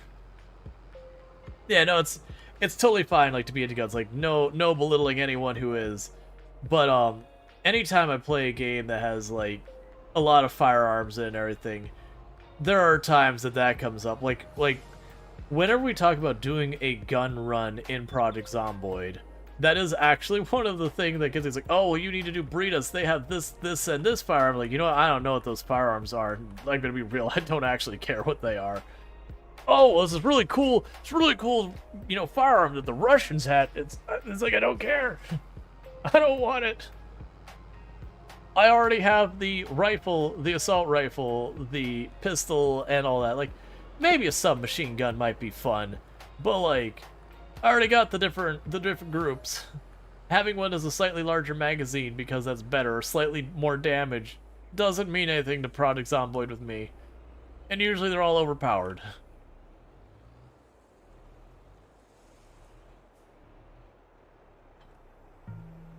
So it kind of invites something that, like, I just don't really have an interest in. And again, it's totally cool for people to have an interest in. Like, don't let me spoil people's fun and all that.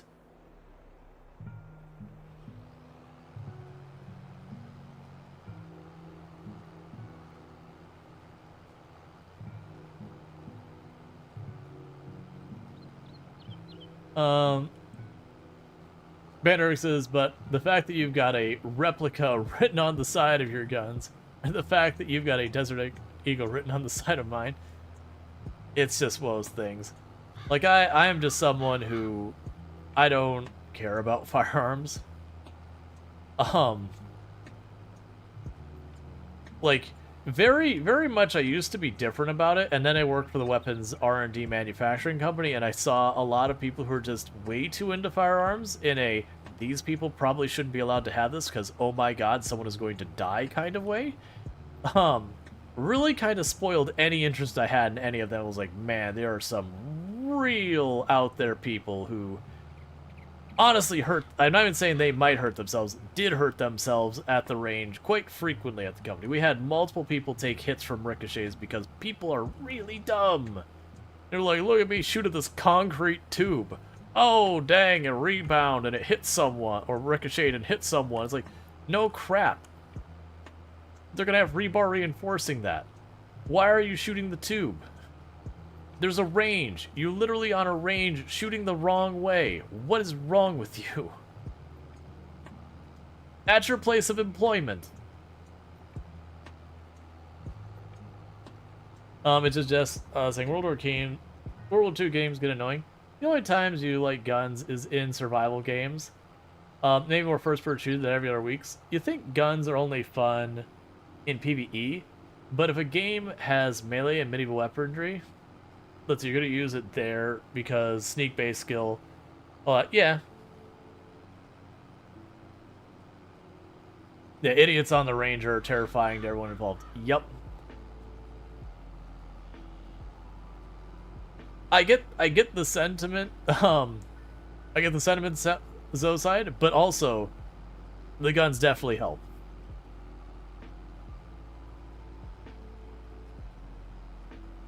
Idiots without the means don't kill as many people as idiots with the means.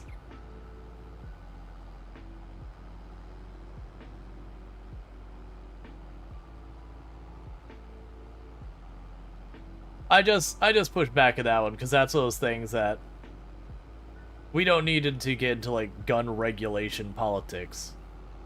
But I will simply say there's more that we could do with also not making a huge problem.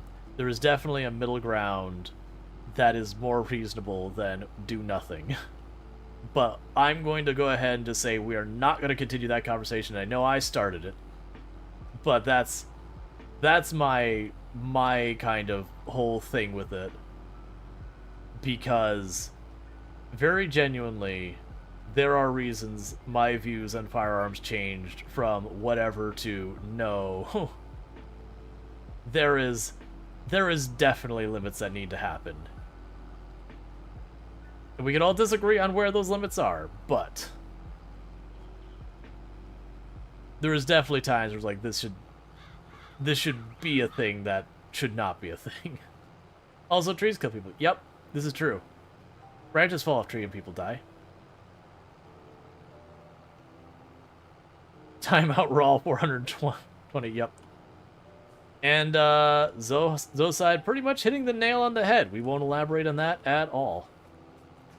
But that's why my views changed. Versus, I was never big on firearms, but yeah, that definitely changed my views. But let's move on to something less divisive.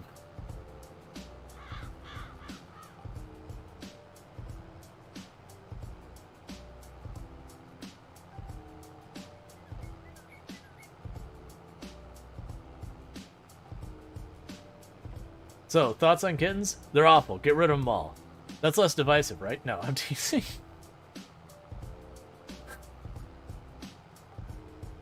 Isn't right, too. Get rid of all the kittens. That's not Project Zomboid. No, we hit our objective. Yay! Actually, kittens are totally fine. Hi, Eonek. I'm so silent. Oh, sorry. Even though they scratch me with their needle claws, Hi, I will love Glorious them. Star. Hi, Very Last Sardine. Hi, Burning Sun. Hi, Sentient Cookie. Hi, A Night Dweller. Hi, the OG Mana. You're starting to sound pretty tired. You're starting to sound pretty tired. Yeah. Hi, Nakamir. Nakamir. Yeah, no, I used to show myself as offline a lot on Steam. You go to bed, the very last Lardine. Mm-hmm. I haven't done that in a while, but it used to be, I worked at a company that like, we don't care what hours you work, as long as you're available for the meetings and you get your job done, how you approach it's fine. You're fully remote, we don't care. And so I play a lot of games.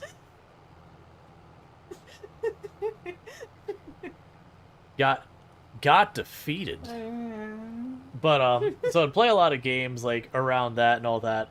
But it was those things that, you know, people like to make drama even though you've got the thumbs up. So it's just like I just didn't want to deal with. the drama. So I'm like, you know what? I'm just gonna offline during the day when I play games during the day when most people work, because I prefer working in the evenings. Surprise, surprise. But I don't work there anymore. And for those who haven't checked out the OG Mana, plays a bunch of different games, including Farm Sim. So if you like Farm Sim, you can find it there. So there's all that good stuff. I went to a kitten cafe. Elizabeth Regina. I went to a kitten cafe and it was glorious. There were kitties. And they were like mew mew mew. Actually, most of them were just lying there. They were like bleh. and I was like, oh, you're so cute. And they were like bleh. It was fine. And I drank a coffee because there was a cafe. Yeah, and that was here in the U.S. Yeah, that was in the U.S. Yep, so they are showing up here. They're not as widespread, but they're getting there. Yeah, as cats do.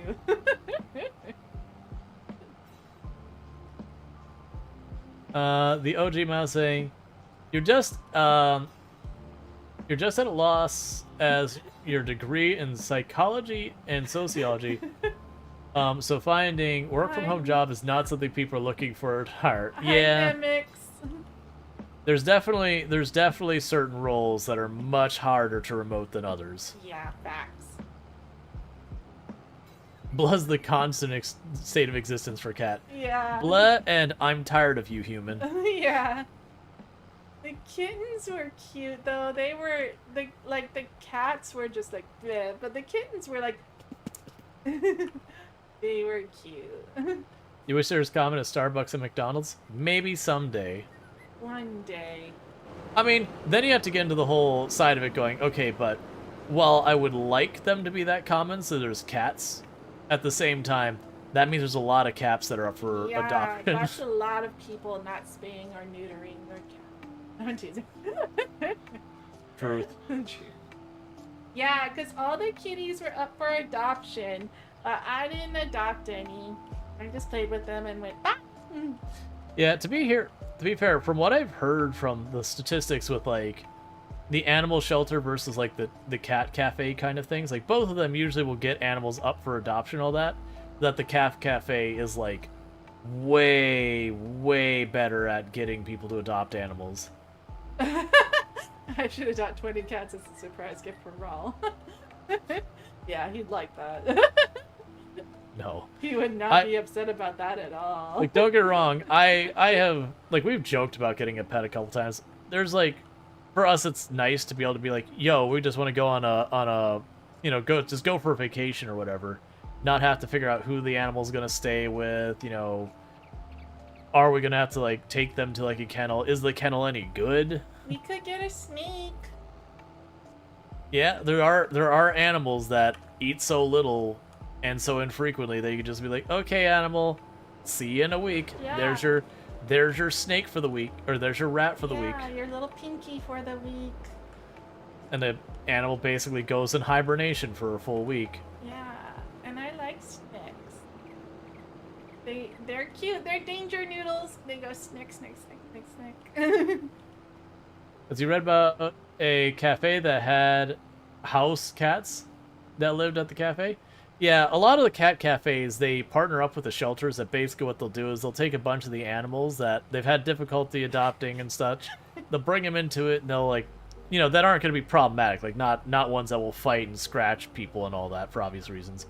But, you know, the ones that are just, you know, maybe it's an older cat that, you know, it's a perfectly lovely cat, just, you know, most people don't, unfortunately, adopt older animals. So we'll take them to the cat cafe kind of thing. So one, it's not that they're in their little boxes in the shelter half the day and whatnot. Well, the cats at the cafe that I went to were very well taken care of. Oh, yeah. But it's, like, just a better place for them. And then a lot more people, you know, getting to see, like, the super chill older cat. They're like, you know what? You know what? It's like, I'll adopt this thing. We get each other. Chad is funny.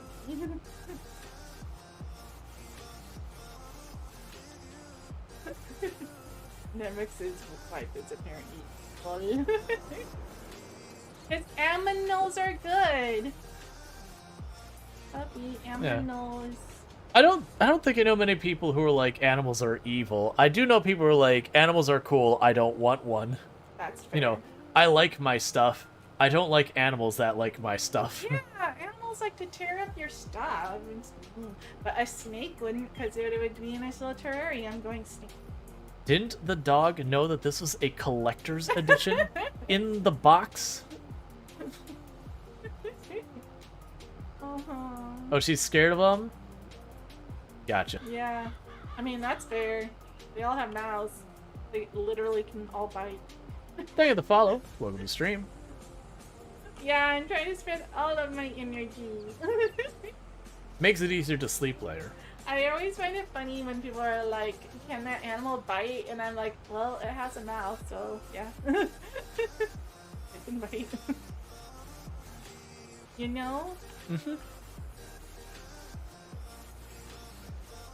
Seeing how an animal reacts to someone can also be a great sign of what kind of person they are. It's true. I would also argue how a person reacts to an animal can be a very good, like a very strong sign of how people are. Because you see a person be a jerk to an animal, usually that's the thing that lets you. What are you doing? I want you to tell them all how the animals love me. Generally, like every animal that Toom is around is totally down with They Toom. love me. Like it is actually a thing that they are totally Team Toom. It's true. This was a while ago, and we were visiting his parents' friends up in Ohio, and they have a dog that, like, the dog used to be owned by people that abused the dog. And Rual's dad, before we went there, was like, the dog doesn't like me and it never wants to play with me. And I was like, the dog's gonna like me. And he was like, we'll see. And like, we were there, and I just was like, hey dog. And the dog came up to me and was all sweet, and I was like, the dog likes me. His dad was like, It's like I've known this dog for like 8 years and it hasn't tolerated me once. And he just walked and was like, hi, and the dog's like, you're the best. Love. Uh-huh. Okay, well, I'm gonna go to beddy buys. You sleep well. You sleep well. I refuse. Yeah, you do refuse to sleep. That's part of why I love you. You have strange choices. in life. Yeah, I have bad taste. It's true. I say this regularly. I keep trying to tell her she's settled, No, and she keeps not listening. I got the best husband. No one can say I've lied to her. I've been open about this the whole time. She just willful ignorance. I got the best husband. Because he's cute and nice and sweet and smart and funny and attractive and yarns. It happens. Yeah. Okay. It was all the lies. Thank you, Eonek, and a Night Dweller, and Kalaria Star, and the OG Mama, and Sentient Cookie. OG Mama knows. This is almost at Raj's level. It's hard to get up to Raj's Hey, level. it does not hurt me to know that Raj has me beat. Like, just to be clear, if I was at Raj's level, oh, come on. That is, look, man, not everyone can be at Raj's level. We're talking, for the record, we're talking about Raj from Coral Island.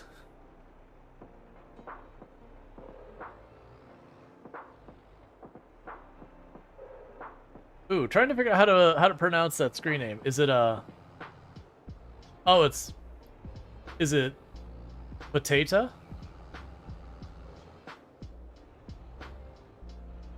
The difference is hardly noticeable.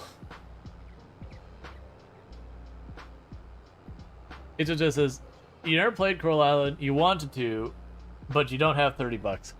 Yeah, you'll just have to wait for it to be on sale. I'm like, was it on a good sale on the summer sale? I never checked.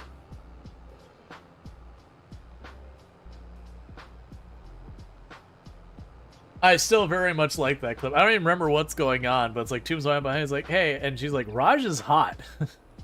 It's like, Raj is hot. It's just them facts.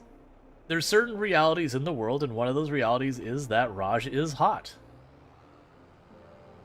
It was on the summer sale, you picked it up? Nice. Yeah, no, that's very much for me this past year. Of the games that got released, Coral Island's probably my favorite. I think Sunhaven was this year as well, because Sunhaven's also up there. And like, don't get me wrong, I accept that Baldur's Gate 3 was a more meaningful and impactful release and everything, so more universally, like, a, you know, more deserving of Game of the Year, the kind of stuff and all that. But for my personal tastes, Sunhaven was probably my favorite game for the last year.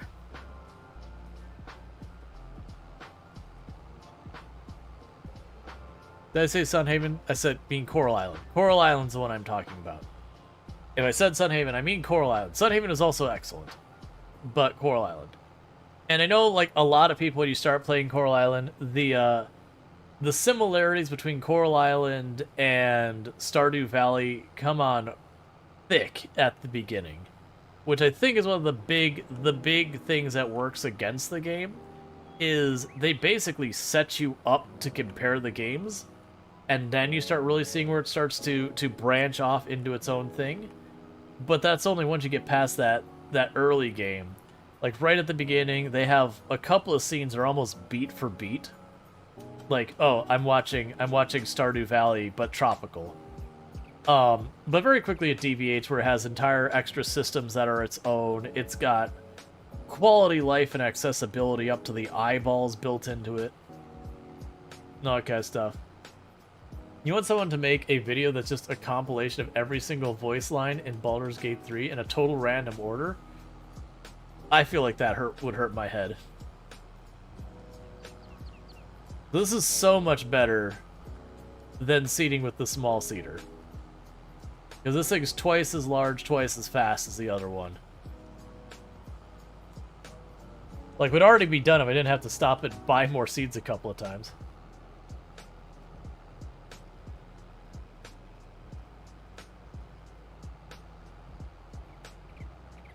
I also find that, which tractor is this, sorry? That is an excellent question. That has an excellent answer that I will get you in just a moment. Because here's another thing I actually don't care about. Like, there are people who's like, oh, you've got a John Deere. I love John Deere. It's like, cool. I actually have no attachment. I know it's a new whatever brand. It is a T8 350 Genesis New Holland Agriculture tractor.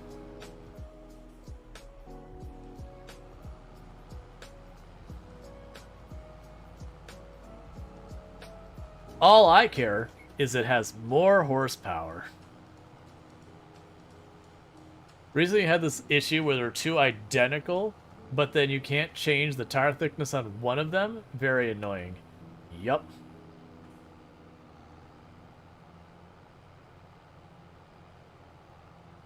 That was, I was recording a video for where I'm making a series to post on YouTube in Farm Sim, doing a different survival run on a different map and everything. And I was making the comment about, like, I won't be using any of the modded vehicles that come with the maps and all that kind of stuff, or the modded equipment, because I've had the unfortunate situation where I get one and then realize it's, like, not at all balanced. And I pulled it up, and there was a modded tractor, and I'm like, alright, like, here's an example, here's this tractor, it's like 225 horsepower for, like, you know, 80, 95,000. It's like, this is some BS, it's overpowered or whatever. And I look at it, I was like, actually, wait, that's literally, they took one of the tractors, and sorry, that was the sale price. I'm like, oh wait, I looked it up, and it's literally one of the tractors that's in the vanilla game that the only thing the mod did was made it so you could paint it different colors. Alright, such a cookie. You sleep well. Thank you for tuning in. And so I was whining about this thing. It's like, yeah, it's just this mod tractor. It's overpowered. And then I pull up the thing to be like, let's compare it against the tractors actually here. And I'm like, yeah, like, look, you know, these other ones, it's got way more horsepower for the price range. And then I get to the, like, way later in, like, the DLC one. It's one of the DLC tractors that they literally just made it so it came in a color other than just blue. And don't get me wrong, I am totally on board. I think you should be allowed to paint every one of the tractors in the game any color you want. You know, pay the extra $1,000 or whatever nonsense if they actually require it. But it was just the fact that I was calling this one out, and it was the DLC tractor was not aligned with the other tractors already in the game. I was like, all right, come on, man.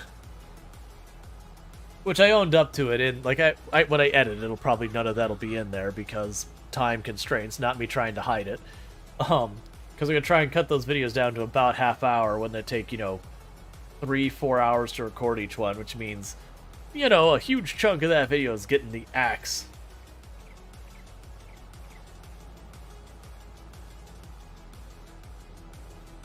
Alright, so let's repair our seeder and this storage unit and the tractor. Then I need to pass with fertilizer.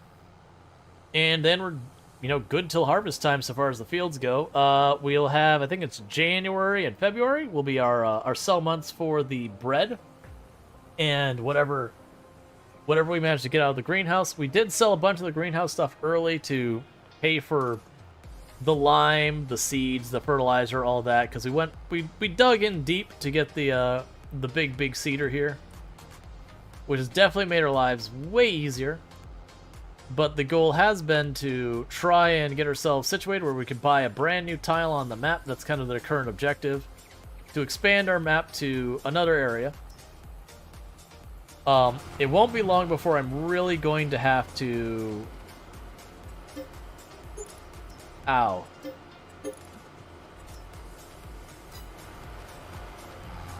So, I repaired the tractor. I'm out of money, so we won't be doing anything else here. It's fine. Is seeing the price of paint jobs in this game ridiculous? Some of them are. Like, some of them it's like this, like, oh no, if you're talking, so like the regular paint job to change from one paint color to the other is usually not too bad. It is like $1,000, but honestly, that's not ridiculous. But then when you go into like the service place where you're like, your tractor's all scratched up, we want $6,000 to paint your tractor. It's like, come again? My $30,000 tractor, you want a third of the price of the tractor to put paint on it? We're gonna have to say no on that one. I'm sure you would like to be paid that much. You know what's not happening? That. And honestly, because very genuinely, I actually like the look of the tractors being, you know, scuffed up paint and all that. To me, that's what I expect the tractor to look like. You know, it's done some work. It's gonna have all sorts of pits and scratches and dents and dings, you know, from little bits of rock and all that sort of stuff getting your fields getting kicked up and whatnot.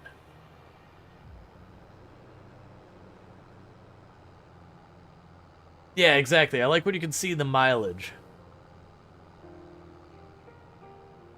To me, that was actually, like, one of the things I loved about Star Wars when it first, like, you know, I first saw Star Wars compared to, like, a lot of other sci-fi. Like, you look at stuff like Star Trek, and all their ships look mostly pristine and new. At least they used to. I don't know if it's changed. And you looked at the original Star Wars, and everything, and it's like, man, this thing's been through some rough times. Like, this ship has, like, been patched up and burned. It wasn't just even, like, any one ship. Outside of the Imperial ships, like, everything looked like it had been through a lot. And I'm like, that's probably what the real world would look like.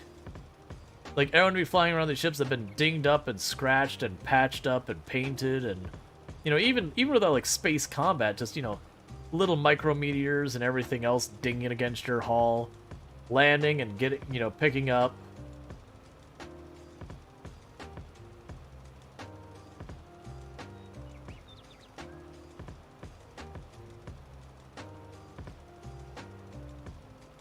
$60,000 after 2 days.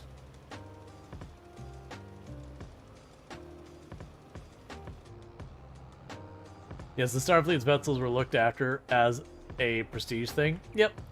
Well, that's the thing. Like, and that was the way a lot of sci-fi, even to this day, is. Like, they'll have the spaceship land. It'll be like this perfectly pristine, polished chrome look and all that, and you're like, ugh. It's like, that's fine, it's sciencey and new, but it's like, it feels fake to me. Versus when you see something that looks lived in, you're like, okay, I see it. And like, you go into like a bunch of the Star Trek ones, it's like they go into their room, it's like, okay, it's not this like glorious room, but it's, you know, it would be the equivalent of like a decent apartment kind of space, maybe a little on the small side depending on the specific room. But then you look at like stuff in like Star Wars when they do depict the areas they'd sleep, it'd be this like room like wedged in next to some cooler thing or whatever. They just have like the mesh or whatever so you don't fall out of the bed or whatever. You know, the mattress would look all fancy and sci-fi like, but otherwise it's just, you know, this thing like squished into the side is very clearly just kind of stuck where they could fit it kind of thing. That's actually one reasons I like the art style for Starfield when it comes to their spaceship, where it's like, it kind of reminds you of NASA, but, you know, where things are just wedged in where you can fit them. It's very pragmatic, very utilitarian, but like everything's velcroed in. Because that also makes a lot of space and sense that everything needs to be buttoned down and secure because zero gravity. When you turn, everything would go flying to the other side of the room.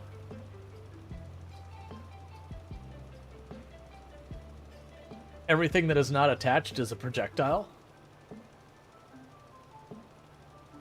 Yeah.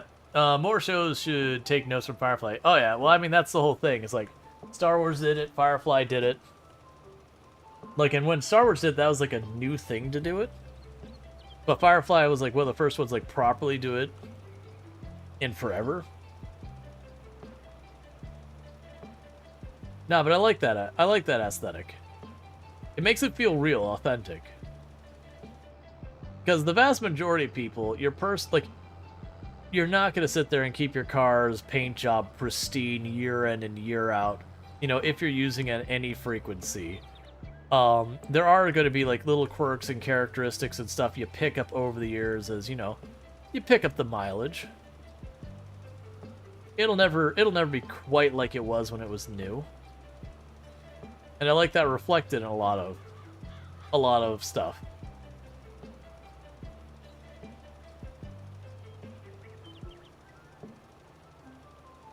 And that goes for more in chips. Like when you see like movies and all that where they're showing like medieval stuff and they have like, this is the sword that's been used by, you know, my father's father's father's father and all that. And it's like pristine looking, sort of this like super designy handle and all that. You're like, he fought in many battles and all that kind of stuff. And you're like, man, I don't see a nick in that blade. This blade should look like it's got a bunch of like little nicks in it. Maybe you don't have the nicks anymore, but you could clearly see where they like added, you know, new material and like re-welded up and, you know, reforged in whatever. So like the blade's got some, you know, discoloration over the years as it's been heated up, patched up, cooled off, you know, all this kind of stuff. To me, that feels more real because like, oh yeah, no, this thing's been through some rough goes of it. But it's like a symbolic thing, so they keep using it, even though, you know, you could argue a new one would be better. Or, depending on the world, it's magic or whatever. Or, like, for that matter, when you have, like, the traveling people and they've got, like, their perfectly, you know, hemmed and nicely made, you know, clothing. I'm like, nah, man. That thing needs to have some tattered edges to it. Like, even if they're watching out for it, you know, they're going through these like overgrown paths and all that. There'd be a lot of rips in that thing. Lots of worn edges. Like the rich people in the castle, sure, yeah, they can have the fancy, perfect quality robes. But like the average person wandering around, they're not gonna have a mint quality tunic as their daily driver.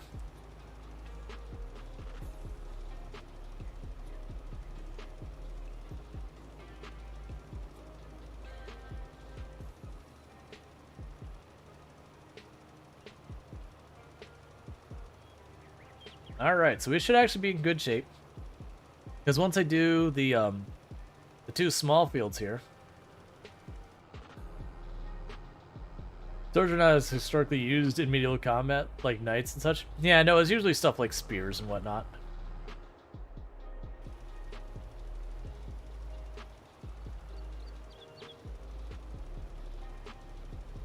Usually footmen and spears. The pokey stick is a tried and true method.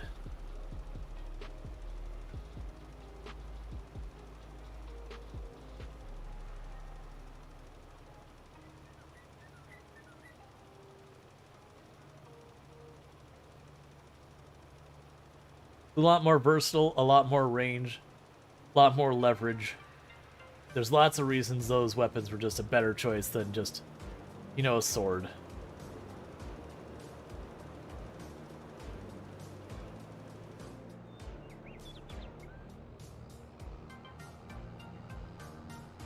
And usually most of the swords that were used were shorter ones for indoor combat, like where you're in confined spaces that the other ones are harder to use. Which was not where most of the fighting happened.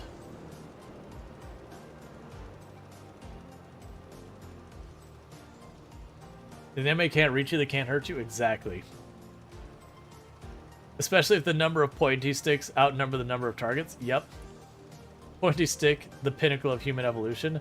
Hey, independently, almost every society came up with pointy stick. And some version of projectile pointy stick. Though some had more elaborate ways of doing it, i.e. stuff like the addle-addle. But, you know, pointy stick that you could get airborne nonetheless.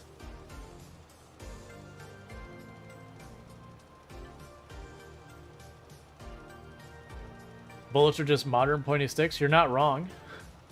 They got rid of the stick part and they just kept the pointy bit. They figured they could do away with the entire thing we needed as, like, leverage and, you know, aiming device. They found a way to make the stick a separate piece.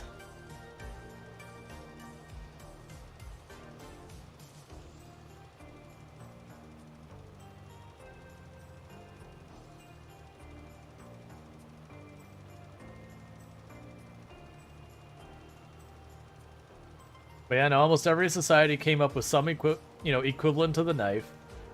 And then you almost had like that natural progression is you needed something sharp for whatever reason, so you came up with your proxy for the knife. And you're like, but what if I could knife but farther? So then you got pointy stick. And you're like, but what if I could pointy stick but even farther? And you came up with something along the lines of like a bow or an addle-addle or something like that.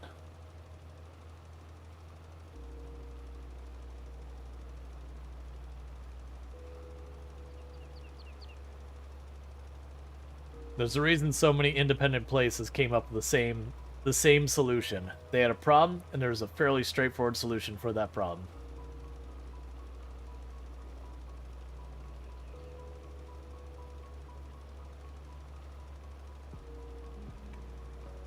Yeah, bullets are just really short arrows. Yep, and arrows are just pointy sticks that you can catapult extra far, you know, using mechanical advantage.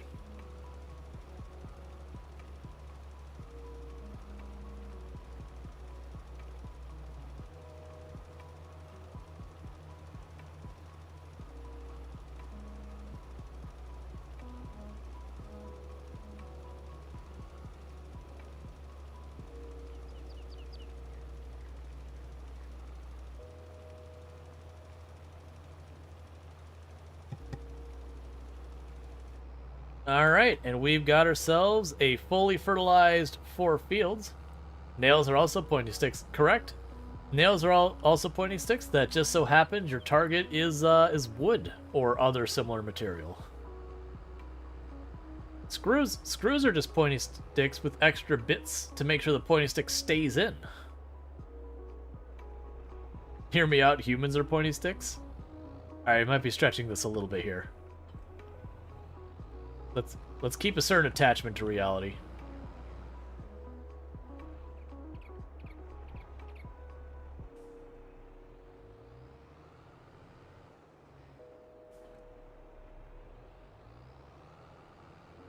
Okay.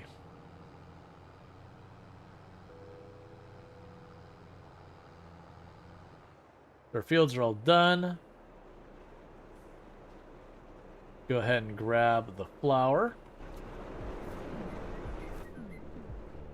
So that's it. That's all the flour we've got prepped. I'm going to drop this off at the bakery. You reject reality and substitute my own. We are pointy sticks.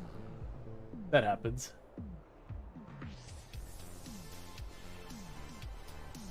Your finger is a dull stick that has a sharp plate attached to it. I mean, fair, I guess.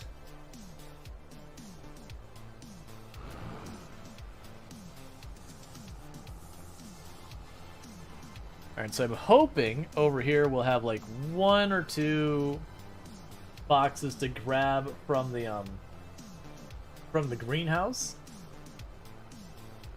Because we have 1 or 2 boxes in the greenhouse we could sell. That'll get us enough money that I can advance time without, you know, having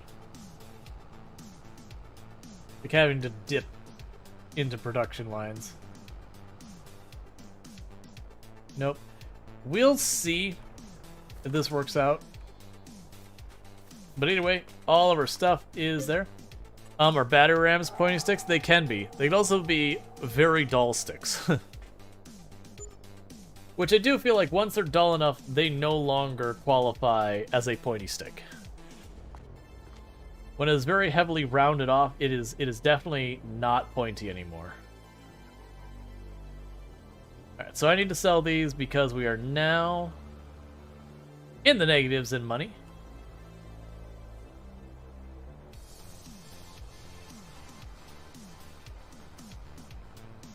I was thinking more ornate ones with ram's heads and all that. That still wouldn't be a pointy stick, though. It's a very rounded off stick. We at least need to keep the pointy part going on.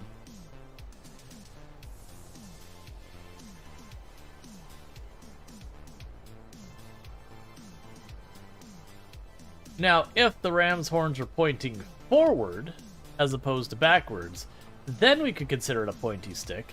That would be fair. Because you have like the two little pokey bits from the horns pointing forward, but generally they would be behind.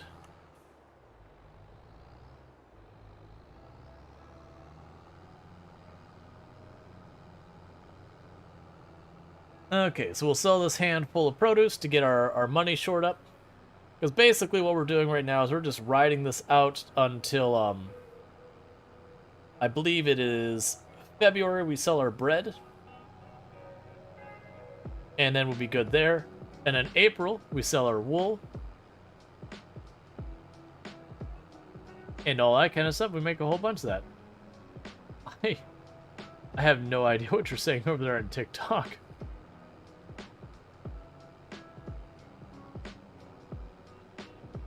Let's see, should you buy a $39,000 tractor or wait for a good one to come on sale?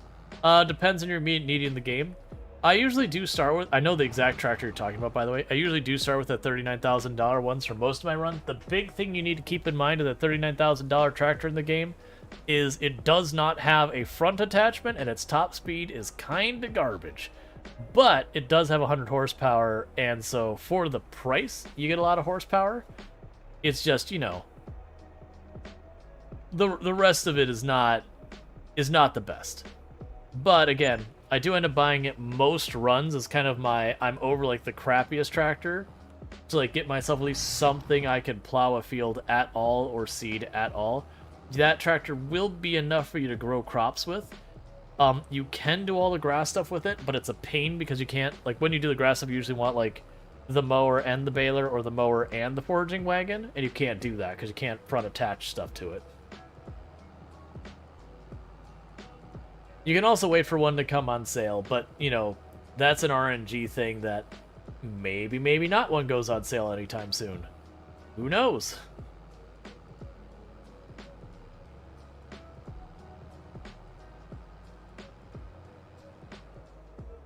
Thank you so much for everyone who's tuning in on all the various platforms. We got people on TikTok, we got people on Twitch, we got people on YouTube. I appreciate everyone checking out, hanging out, doing all that kind of good stuff. It does help all the different platforms that the more people who are tuned in, the more preferably the algorithm places our channels and all that, which does mean you are helping the channel succeed, and I appreciate that. It does mean a lot. Alright, come on. There we go. And we'll drop the flower off. Is, at the bakery? We got people be like, Twitch is better. I mean, I don't care where people watch. Very genuinely. Watch where you want to. Also, it is a thing that a lot of platforms will not actually let me go, you should watch here or there. I'm not supposed to try to convince people to switch platforms or whatever. It's like almost all the platforms now have a rule around that. They're like, no. You can't stream here and tell people to check you out on the other one. That's not okay.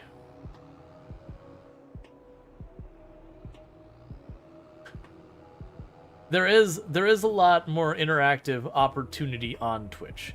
This is true.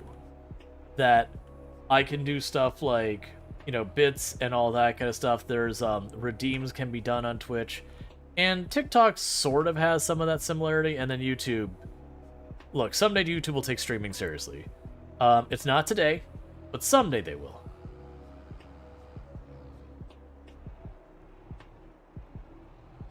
But yeah, no, it's totally fine. Like, everywhere you watch does help. Oh, I didn't want it to take the seeds. Of course, you're heavier than I can pick up. We can deal with this.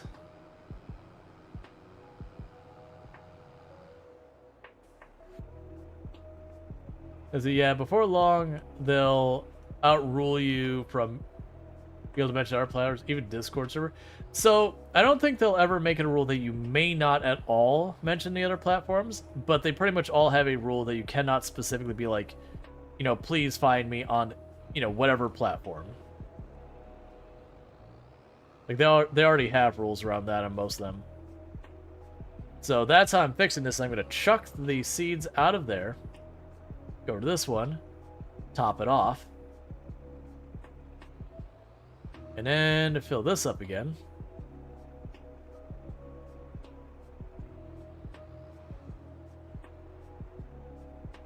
And you get it. It's like one thing to be like, hey, I'm streaming in all 3 platforms. Well, there's nothing wrong with that. But it's another thing to be like, hey, platform that I'm on, what if you weren't here? Like, what if we took you someplace else? If Twitch ever made it so you're just not allowed to mention to people to join the Discord, I would only be okay with that at all. And I wouldn't be, actually, to be entirely honest.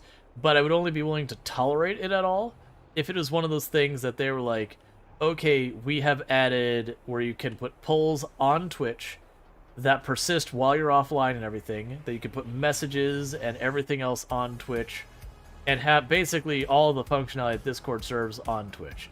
I don't want them to actually do that. The thing I would want them to do is make an equivalent to like the community page on YouTube on Twitch. That I would like. Honestly, it's frankly frustrating they don't have an equivalent to that, because I would like to be able to go, you know, after stream and be like, you know, hey, go to like the area down below, you know, answer the poll. So I don't have to like bully people into hopping onto Discord to do it, because Twitch doesn't give me a place I'm able to do that on platform. That is a frustration I have, because Discord already censored many websites and the embeds don't work for them. Yep. Oh yeah, that is a thing happening, that when it comes to linking to other websites, yeah, there are a whole bunch of them who are like, nope, you can't link directly to it, which usually all they do is people find like a third-party service that, you know, you could just link the third-party service to do the same thing.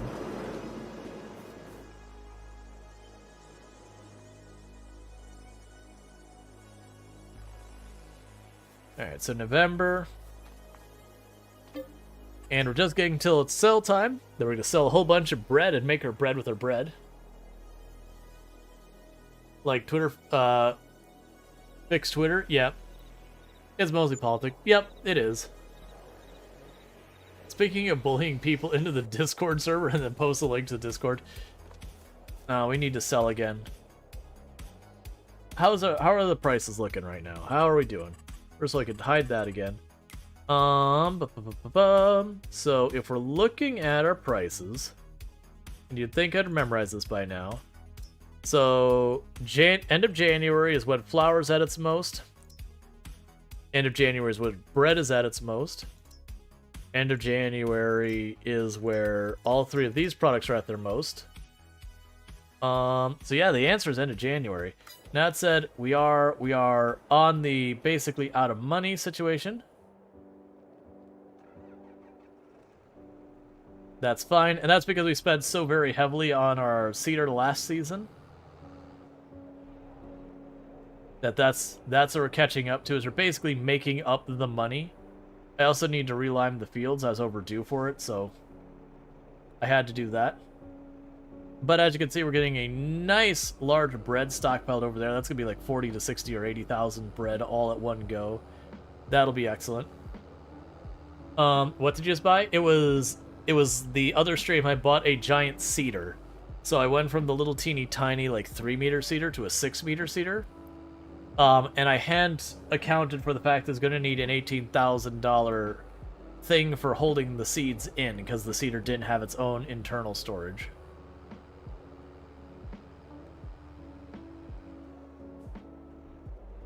No, it was just the, I've only had the 2 cedars. The first one that we started with, and then we got a second one after that. It was the other stream that we got that second one. Okay, so that's all that one. The one from 3 streams ago? Was it 3 streams ago? But yeah. Hey, Soul Adams, how's it going? But yeah, the one that got acquired recently. The one that was not the first one we had. Mr. Moneybags here. Yeah, no, it's, struggle a little bit on the money real fast. We're gonna get that sorted. Why are you under 40k again? Well, I mean, I had gotten that cedar a little while back, and no, actually, so we got the foraging wagon, we got the cedar, we got the storage for the cedar, and now we're just kind of living with the fact that I dipped pretty hard into my materials to buy the cedar, that I had like no spare money, and I had to pay for seeds, fertilizer, and lime on the field. So we're just kind of working through all that.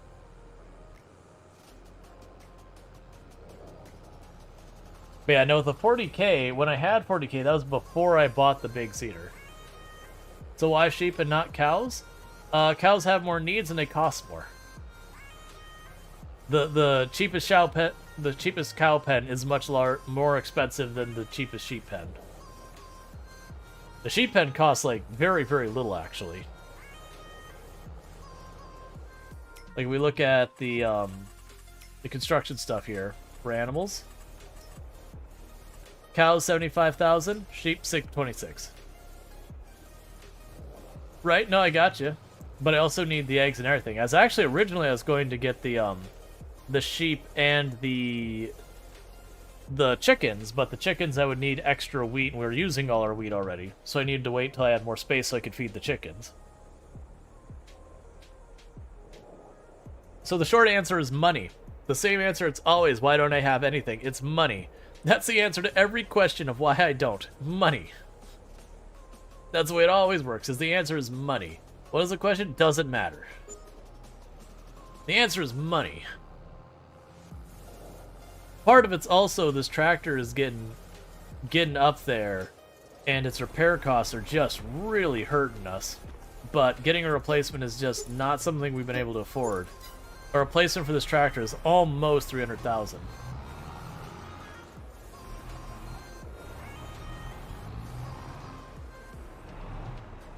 Live would be a lot more interesting and boring with them. Yeah.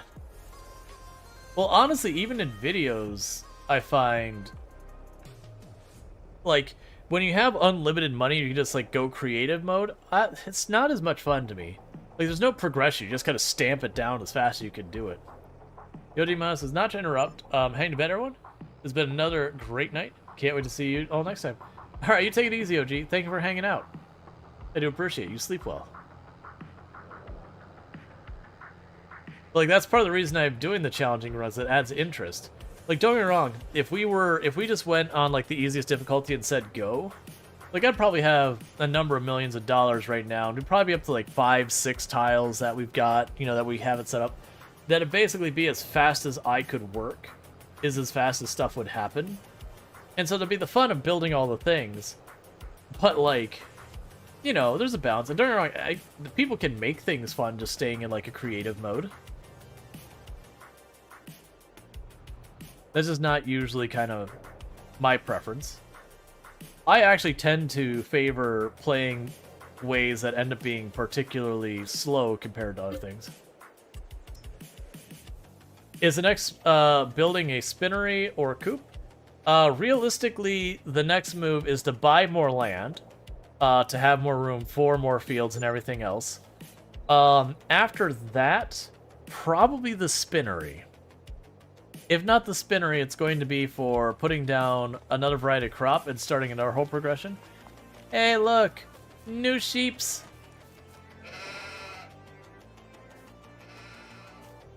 Why are you laying down? You have food. Why is your health not full? What's happening to my sheep?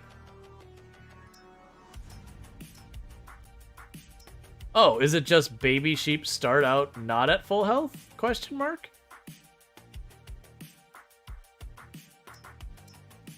So we're gonna need to get more grass.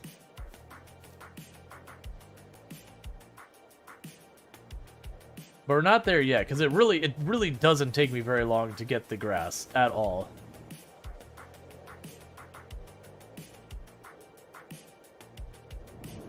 Oh, it's just how they simulate some of the growth? Okay, that's reasonable. How is my granary doing? It is basically all but full.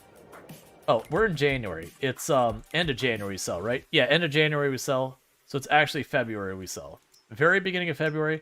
The bread is the highest priority.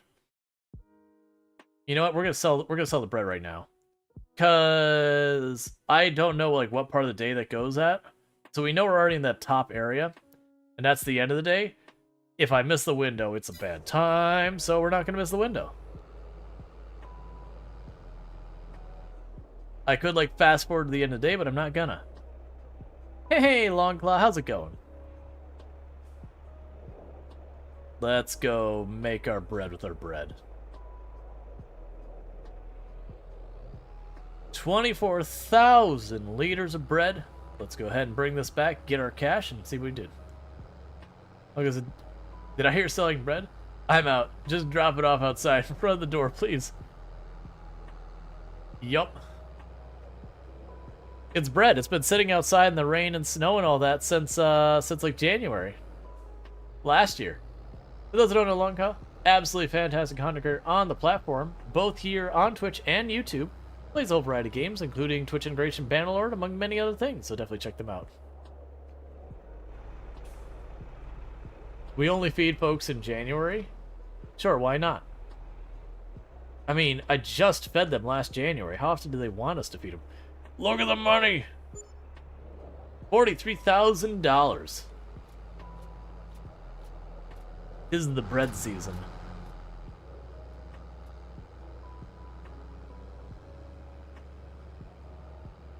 Like, how often do people really want to eat?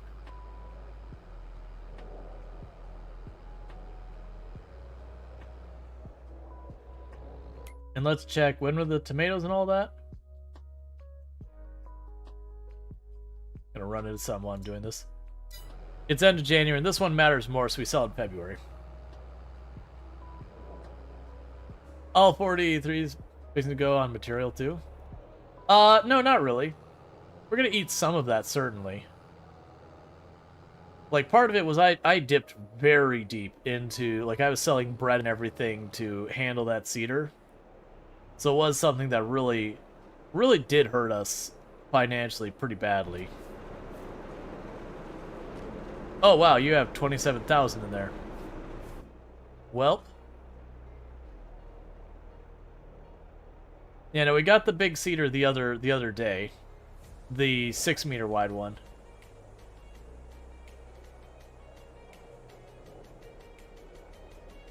I wanted the big one, but the time it's going to take me to save up for it is like, no, I really need to speed up the rate we can seed these fields.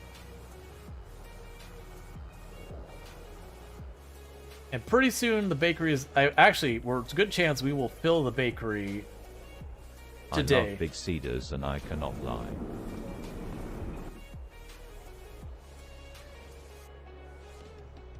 Yeah, there's a very good chance we will fill the bakery entirely this in-game day. I'm hoping for. I think it's 65,000, which would mean we get to sell about 10,000 liters of flour, which would be nice.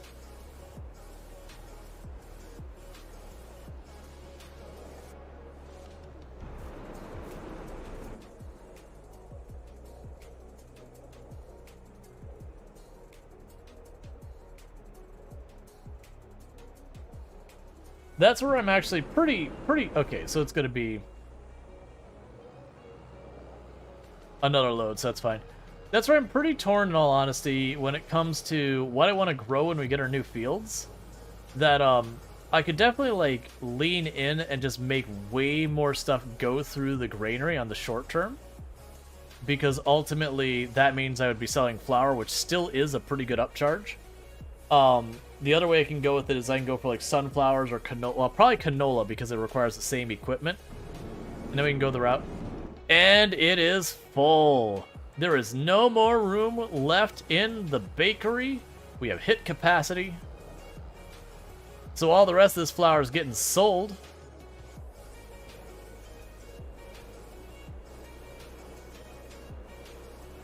That or a cash crop? Yeah, something like soybean or whatever. Please tell there's enough room. Okay, so there's one more popping out of there. Yeah, something like soy would be a cash crop. But I could definitely sit there and do something like sorghum or whatever, or wheat or oats, or any of the other things to just put in the granary to get more flour out so I could sell more flour. Sorghum would be nice because it would split up where, I do a whole bunch of work. And then, I have like 2 or 3 days in game that I skip, and then we do a bunch of work, then 2 or 3 days we skip. It would take it so instead of having those days become even longer, the 2 or 3 days I work, or the 2 days I work or whatever, I'm going to have, the 2 days I work, and then there'll be another day, like another 2 different days I work to balance it out a little bit. Isn't the mill processing just 3,600 liters a day? I don't remember the amount, but I actually am getting through literally all of my fields. Alright, so now 6,000 in the bank. That's good news.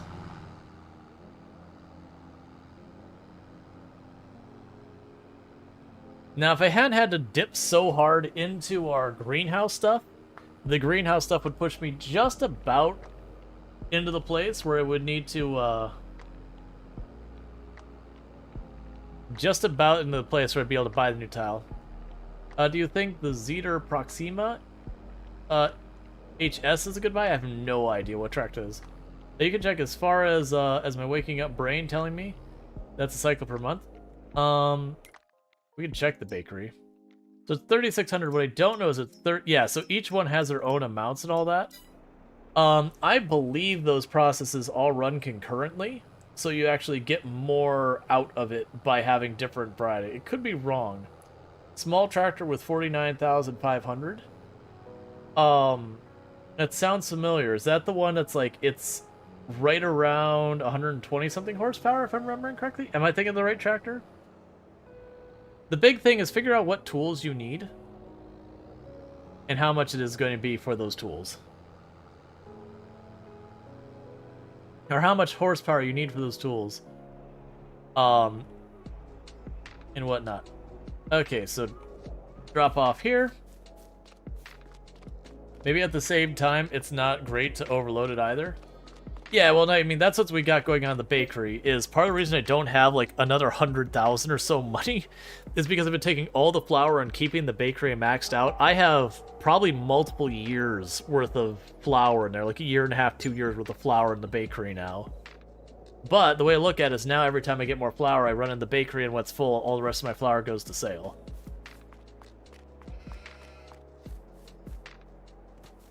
Man, you sheep do not eat much grass. And I am A-okay with that.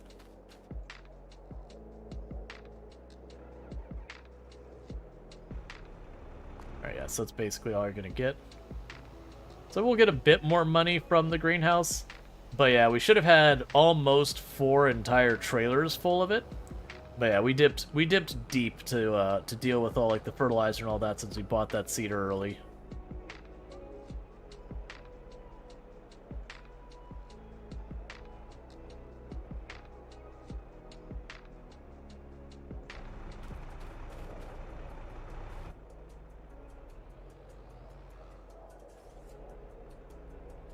So I'm saying, for example, it goes through 43,200 liters of wheat in 12 months. Everything over that is locked in money.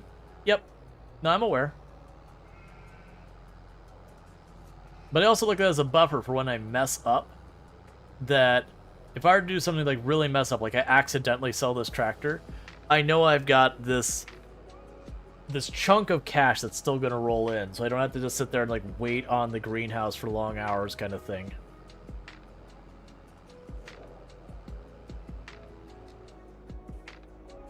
So this bread is probably still worth something at this hour.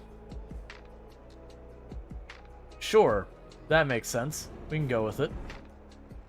And then after today, we won't want to sell any more bread, because by the time today's over, the bread price crashes. Like, it's actually probably crashed a bit since yesterday in-game, but its end of day is when it's super down. So this might fetch us another 10,000 or so. We'll see. I actually have no real... Nah, there's not much lettuce in here. It might only be like 8,000. The point is, though, it's more money. Actually, you know what? The bread, it might be 10,000. That said, it's unfortunately not enough to buy a whole new tile of land. It is a lot.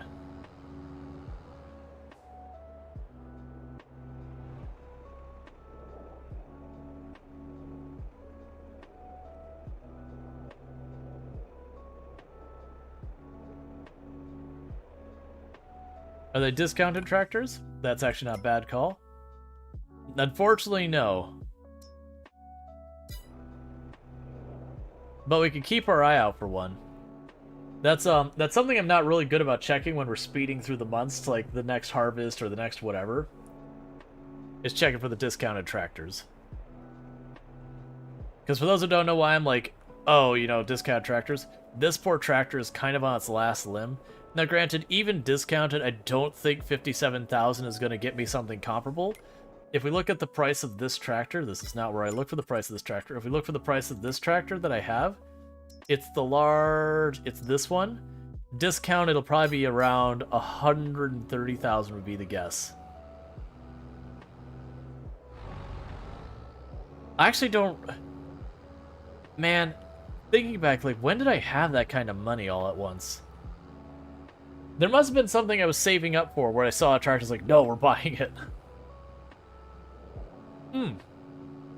I had actually been saving up for a tractor, that's right. I was limping along with that 100 horsepower tractor going, we have to save up for a tractor that's got, you know, more horsepower. And we were working on it, and one showed up at sale, and I was like, sold. Done.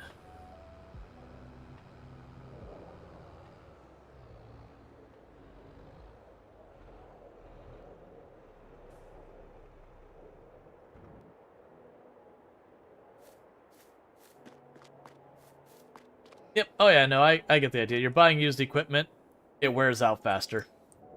So it's the pro and the con. Which, for the record, I'll get about 30-ish thousand back for that tractor when I sell it. So it could be if I saw a tractor and we're pushing around 100,000, I could probably make that work. It wouldn't be comfy, but it would be doable.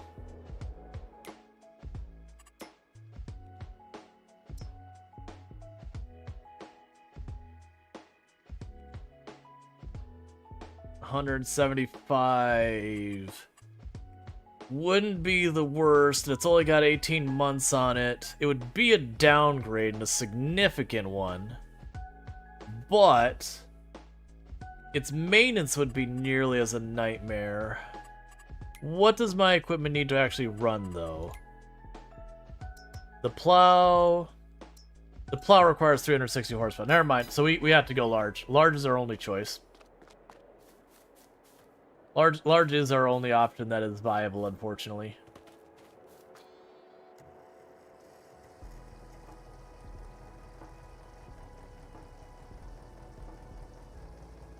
I've got to top off the water in these buildings.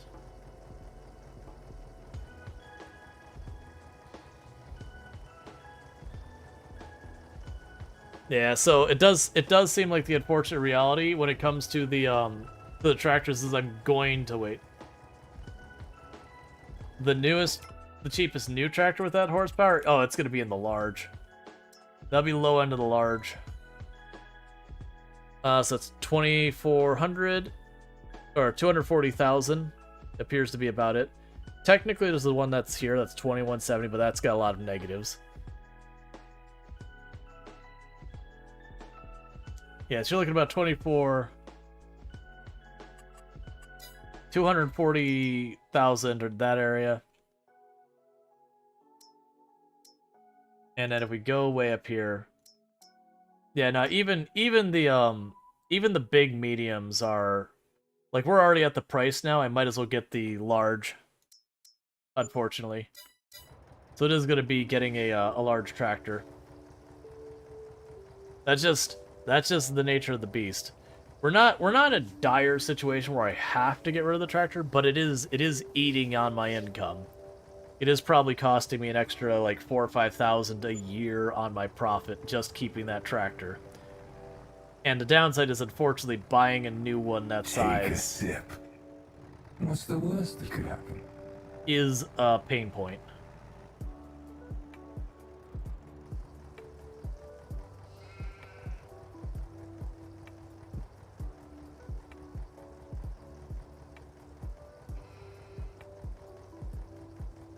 But eventually, the sheep will start supplementing my income. And I'll get the other hand in a moment. How often and how expensive is the maintenance? It's very variable. It's not cheap. Like I said, I wouldn't be surprised if I got a new tractor or like a new used tractor, however you want to say it. If ultimately that new used tractor or whatever, it would be probably 4,000 or 5,000 more a year to be using the tractor I am. So it is eating like 4,000 or 5,000. But I have not sat down and gone, here is how much it costs. Let me compare around that the costs of another tractor that I don't have to compare against.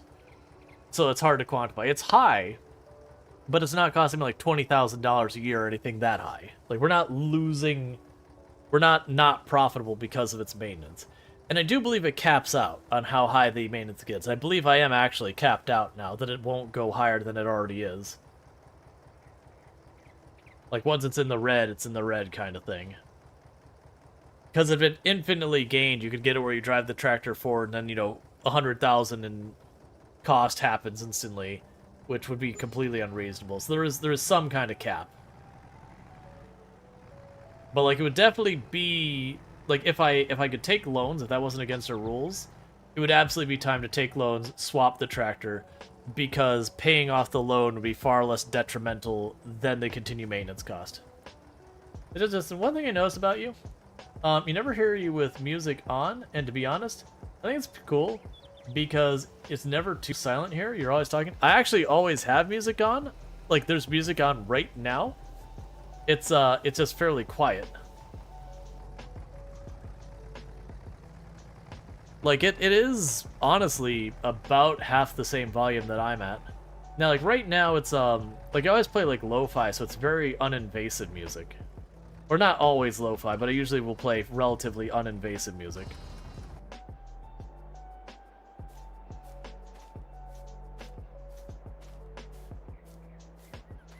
Yeah, now there's music going right this moment.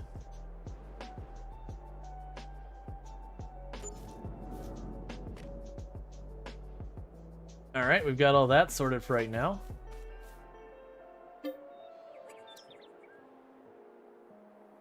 I mean, others can hear the music. Yeah, no, that's the whole thing. The idea is there's music playing, but I relatively try and keep it. It's not all lo-fi, but it is intended to not be that the music just dominates things. Like, there's certainly channels that music is kind of the main feature, which is totally fine. Windower would be not terrible, but I won't actually increase our profit or whatever. Let's go ahead and top off the water for the sheep while we're here. I remember the last time getting the water to the sheep was like weird to find the spot it wanted it.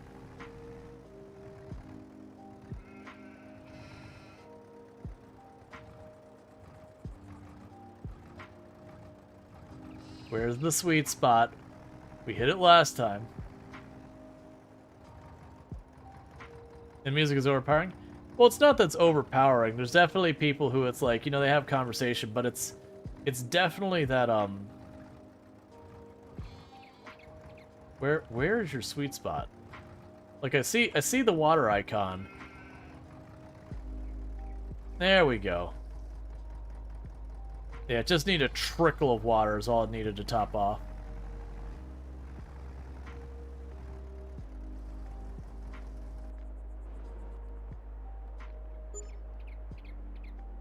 Now, we're still good on grass for a while. There was nothing we wanted. Oh, wait, it's, it shouldn't matter right now, so we'll kick that out real fast. Technically, this is the month I want to sell wool. We don't have even a full thing of wool yet, but it is the right month to sell it. Let's sell it anyways. That is hopefully like less money I have to worry about for other things later. Just get in the habit of April, we do this. We have part of a container. Ooh boy. We'll get more later.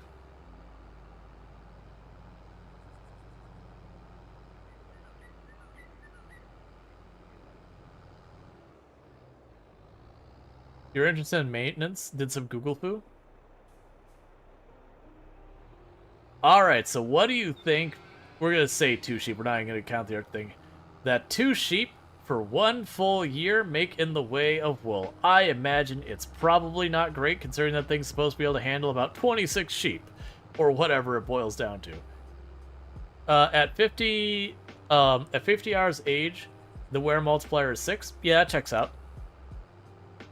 $1.5 million. $1.5 million relative to what? Because we definitely aren't paying millions of dollars in this thing.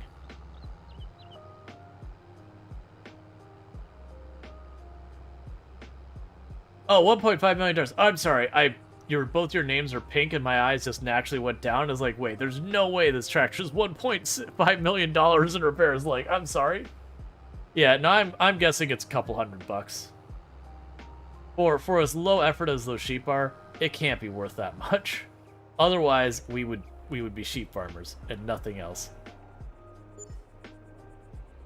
$537. Excellent. I'm actually not upset about that. That's actually not unreasonable for just 2 sheep. Because if you extrapolate from that, if I can get, I think it's like 24 or 26 sheep in there, then, you know, 2 times that, so it'd be 13 times that is what we would get. So, talking about 10,000 a year for that whole thing being full without any production upsets. And yes, there is a cap, but won't tell unless no, it's fine to let me know the cap. That's totally fine. That's the kind of thing that I see as like a game mechanic that should just be clear, because there's no discovering in game without, you know, just comparing numbers again and again and again. I'm not gonna do it, so I don't care. Like, it's not like story spoiler or something like that. Alright. So we're all out of wheat for that. The bread is breading. So we harvest in July, so next month. But yeah, no, I would assume the cap is probably in the area of like 6, 8 years, maybe 10 years.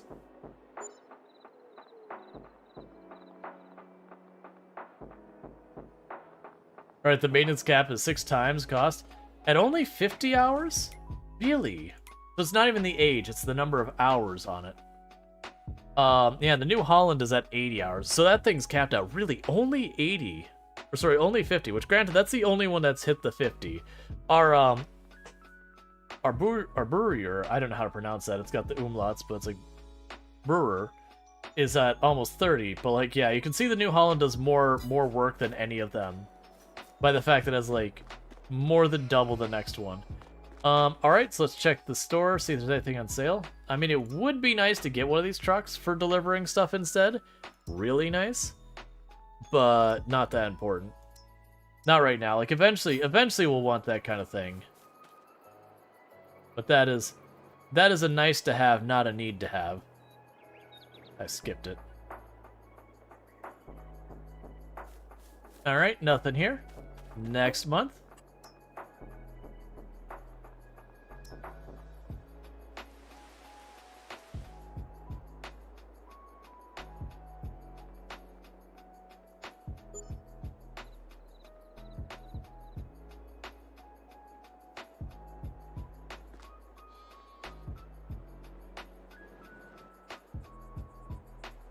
And, well, we can get a smaller plow. That seems like a great idea.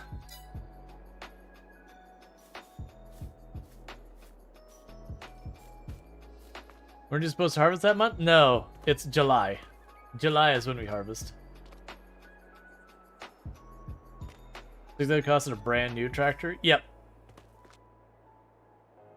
Like, don't get me wrong, because you could actually look at it, it's only slightly yellow. It'll be yellow at time, which is also good because it's supposed to water this in-game day.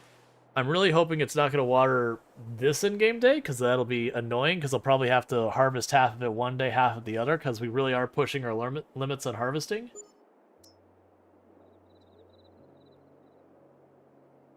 Like, I do think what we'll end up doing is we'll end up... Okay, so it's sunny all day, perfect. So today is when we harvest, and would you look at that, we now have 6 sheep,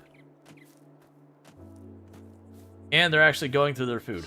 Alright, so we got a couple of things I'm going to make happen at the same time, unfortunately. So first of all, you, I need to drive you up to the repair place and get you sorted. Also, what do we have going on here? If only. That's the giant, like, folds in the middle tractor to all that. So we're gonna repair this, gas it up.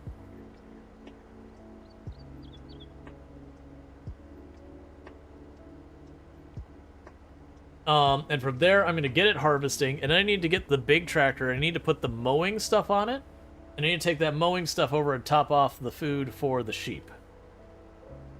See, okay, you got a tractor, 140 horsepower, which, yes, isn't a lot, but you need a tractor for traversing creates a bigger water. No, 140 for early game? 140 is fine. Like I said, I ran with the 101 for a good couple of harvests before I got lucky and got the big one. Like, I only got the giant one because I got really lucky on a sale.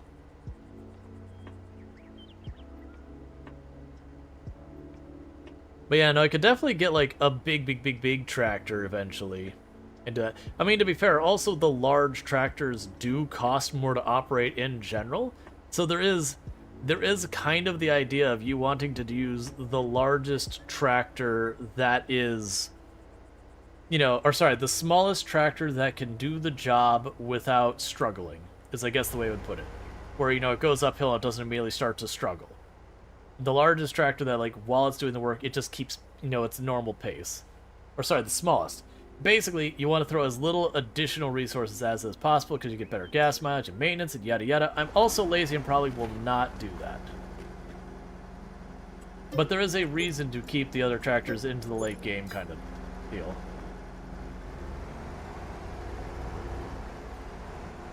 I do think once we get the new tile, like we expand into the new area and I get whatever production lines to stabilize it and all that up, I do think that's going to be the time that we start looking into potentially saving up for a replacement harvester to get a bigger harvester.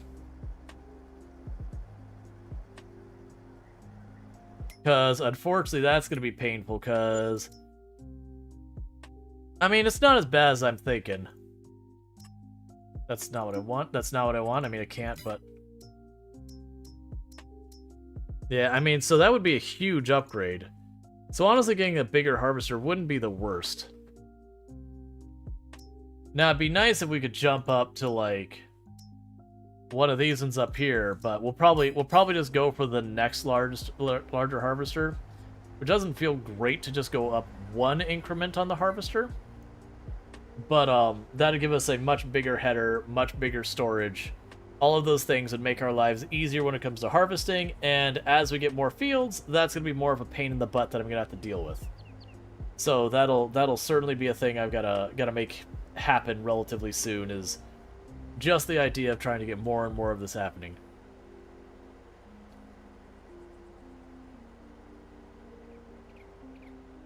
Alright, so we're gonna go ahead and get this one harvesting, and then I need to mow some grass and deliver that. I am curious, if I just dump the pile of grass, like, in front of it, what happens?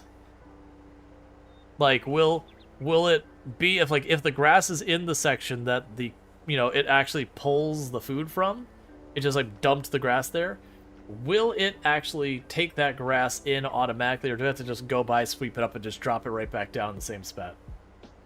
Yeah, that's what I figured, is it makes sense for it to be there. Because I'm pretty sure, the few times I mess with animals, I'm pretty sure I could take, like, a giant bale and just shove the giant bale in that spot. Yeah, exactly. Because remember that was the thing that I saw people using bales for animals by just leaving it in the drop spot. Alright, so let's grab what you've got here.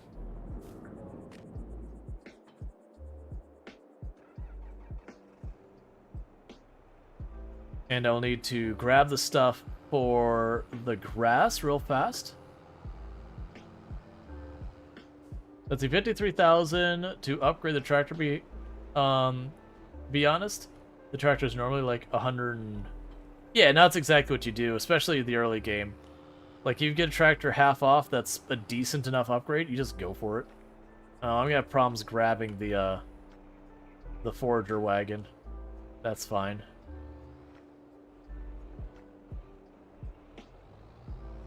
Really? We'll just keep on pushing.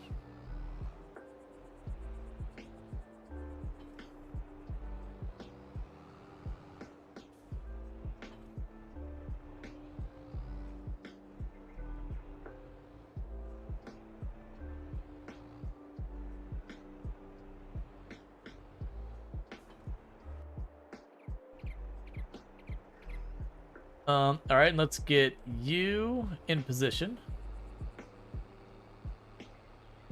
Yeah, 2,000 repairs. Oh yeah, no, the initial repair. The initial repair when you buy the used stuff is no big deal at all. Oh, didn't actually connect. Like, there's no big deal at all. You know what? I kind of don't want to pick up the straw. Like, don't get me wrong, it's worth like a good like 6,000 or 8,000. I mean, I should. I need to. We got the big thing that, like the big foraging wagon. Until it's paid off, I should keep picking up the straw. It's the amount of money I get for the effort of that is so much lower than the rest. Like, I kind of don't want to deal with it. You got the achievement. It just fell off.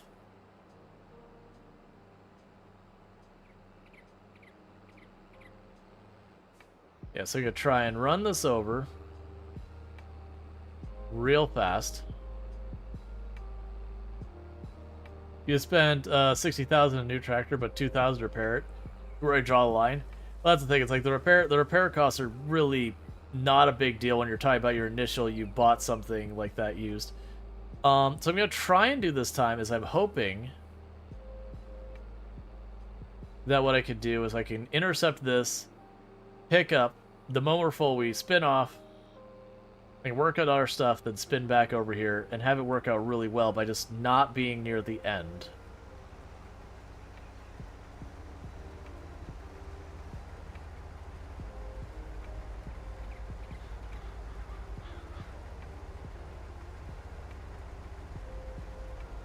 Alright.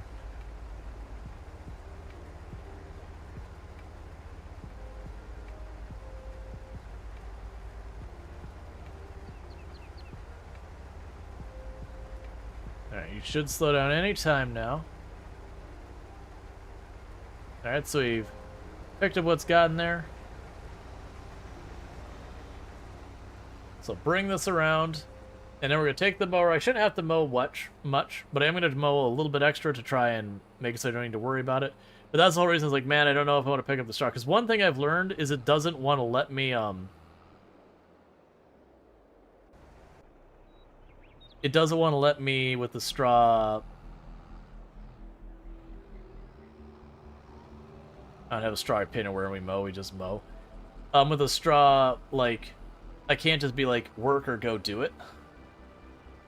Like, I know people said you're supposed to be able to, but it hasn't worked. I've tried it each time.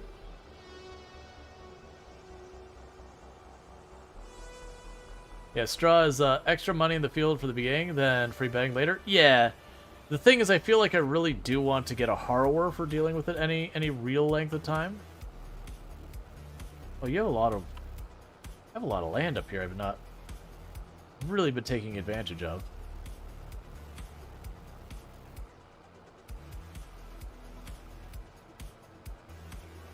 I mean, those rocks kind of are super in the way.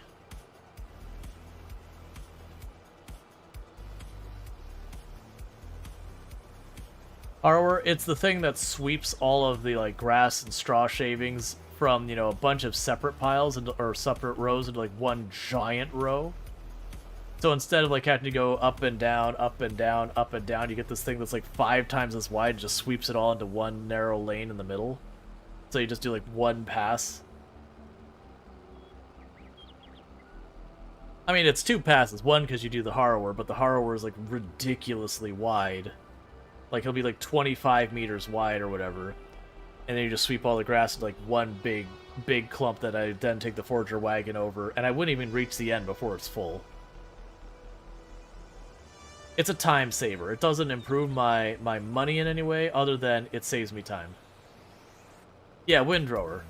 They're the same thing, as if I'm not mistaken. I think harrower might be a subclass of windrower or something like that. I also might just be using the wrong name entirely, because I'm not an expert in any of these things. It's names I've heard that I'm repeating.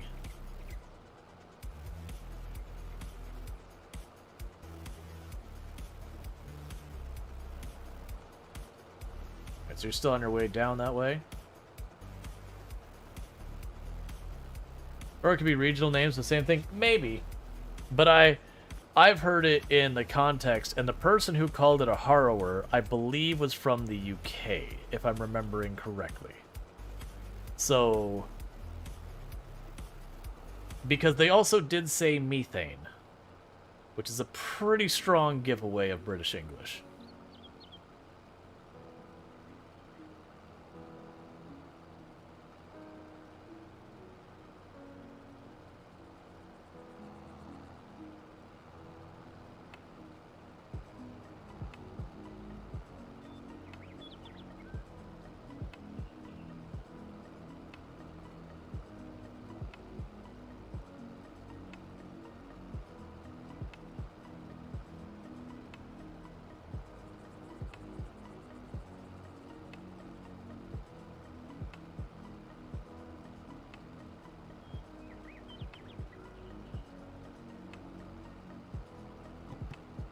Alright, tried to breathe that.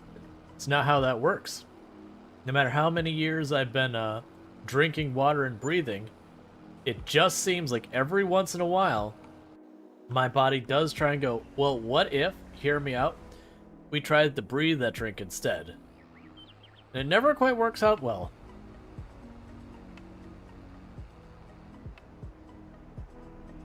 That's, when you get into things that, like, human beings, like, our body is, like, good at and bad at, one of the things that we're actually seen as really bad at is the separation from where we breathe and where our food goes. It's just a little flap, and it's not very strong. Like, there's a lot of animals that have a flap, but compared to a lot of them, ours is pretty not great.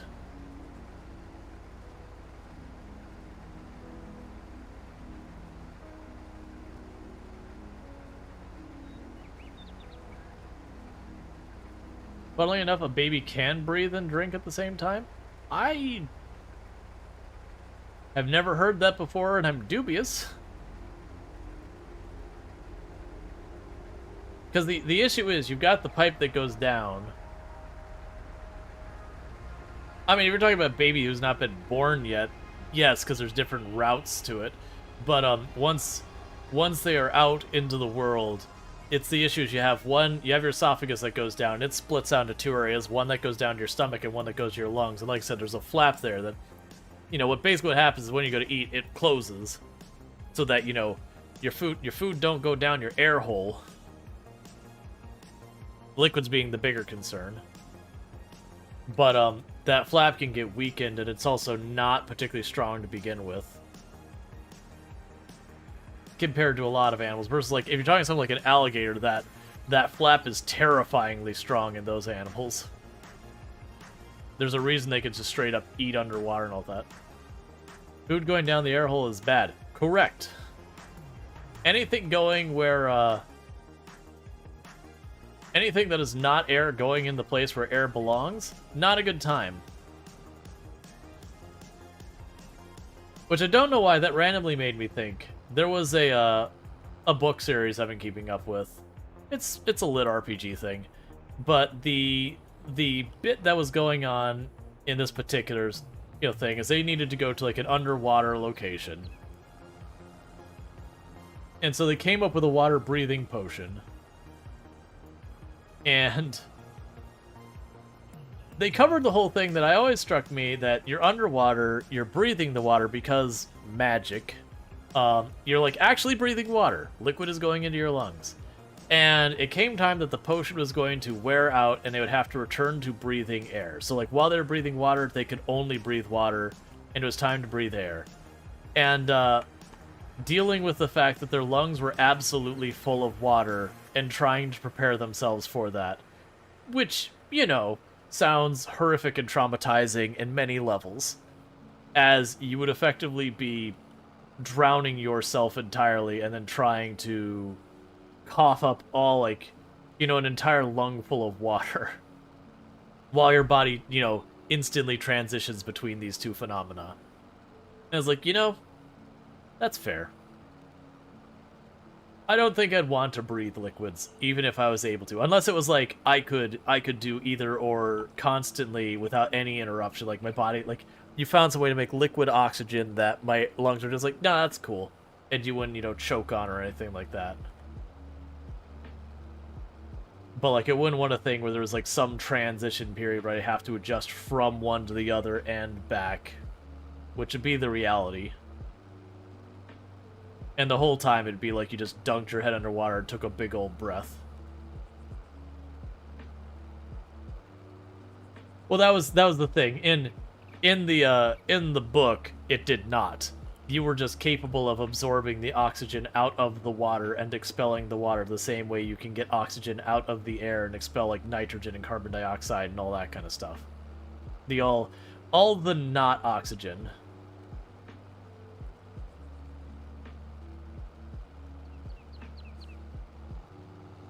Oh, neat.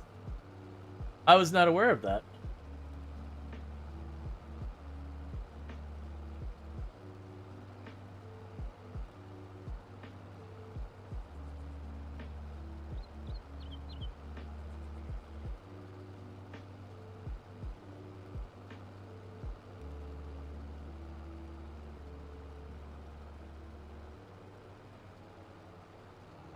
For those who missed it was that babies, the air hole is well above the food hole in babies so that they can eat without the risk of choking so much, like, with whatever. Outside of, obviously, like, blocking the esophagus or whatever. But, whereas that's one of the reasons why they can't learn to speak that early or have difficulty with it is because it needs to be close to the vocal cords and all that. Amelamur says, I think we can, though. Humans in general breathe liquids as long as the oxygen is available, right? Although, you don't know that's theoretical or achieved. I don't know if it has been achieved one way or the other, because I do know, if nothing else, even if it was like liquids your lungs were cool with, once you put liquids in your lungs, the natural response is for them to throw an absolute fit, so you need something to suppress that reaction. Because tens of thousands of years of evolution have told the human lungs to be like, liquid bad.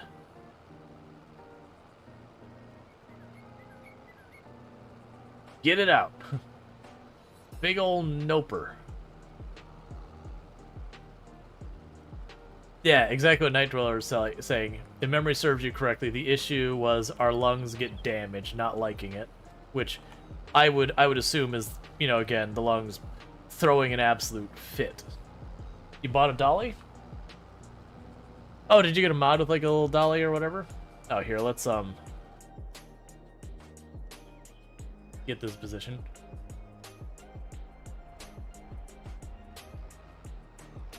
Panoramic says you feel like the reaction to expel water might be a conditioned response down to the lungs, not being able to get O2 from it.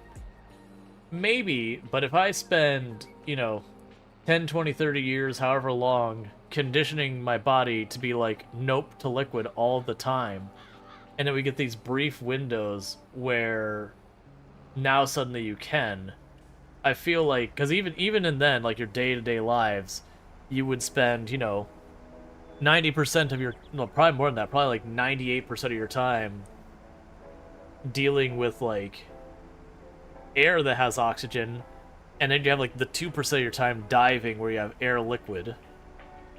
I feel like your body wouldn't have the time to adapt to that 2% of the time.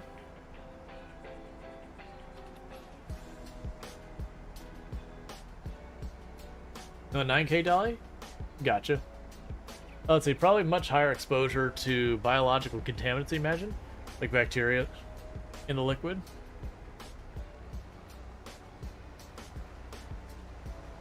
It's interesting because babies can breathe underwater. First of all, I'm going to say 100% that's not true. That would get someone's kid's going to die doing that. You can't just take a baby and just go.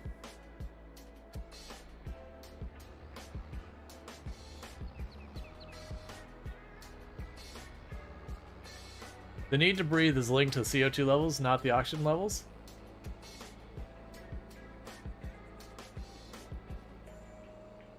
Gotcha, CO2.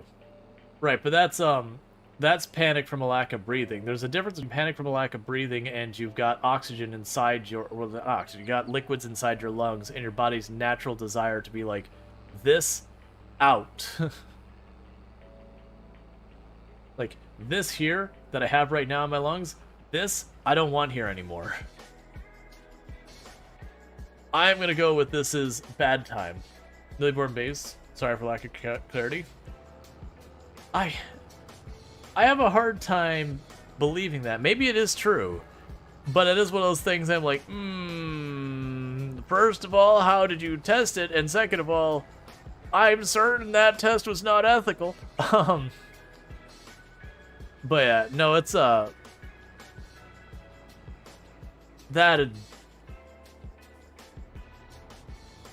feels weird. They soon lose that ability? Yeah, no, I get that. I'd still be like, Even if it's true, I'd be like, you know what, I'm not trying any of that.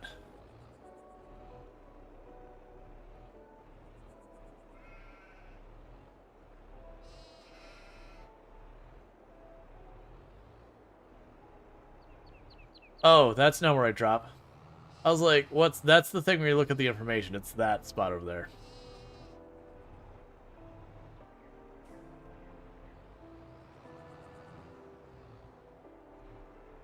Water birth is how it is known. Gotcha, that still feels super weird to me. How... I'm finding this is really hard to know when I can and can't do this.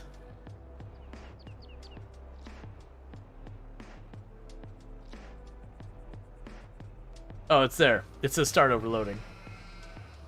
Here, have all the feed you want. You know what? I don't care.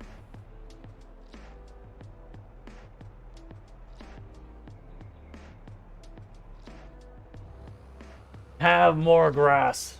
Have it all.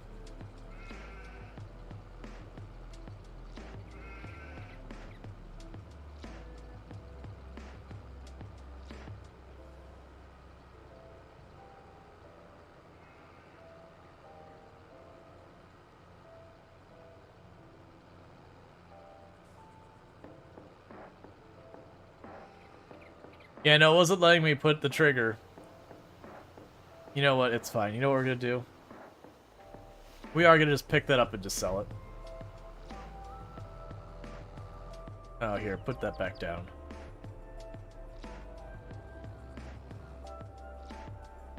Nah, it won't be that hard to clean this up.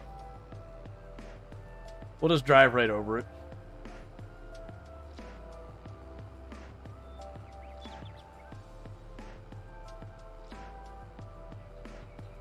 Yeah, so, well, I think the thing it was telling me is there's no more room, that we had, like, hit capacity. There's just nothing we could do. No more room. It's full. Because I do need the wagon here for the hay. And drop you off at the spot that used to be. Because we're done mowing.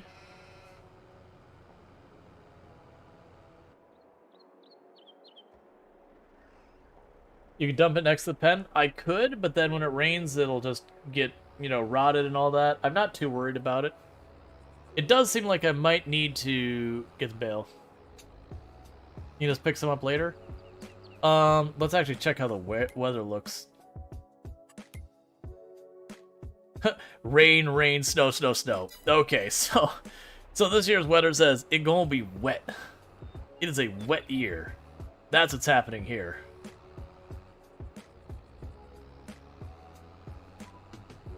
I need to keep up with this. I'm paying this person to basically sit here. And then on top of that, this is the bottleneck for the day, is the harvester.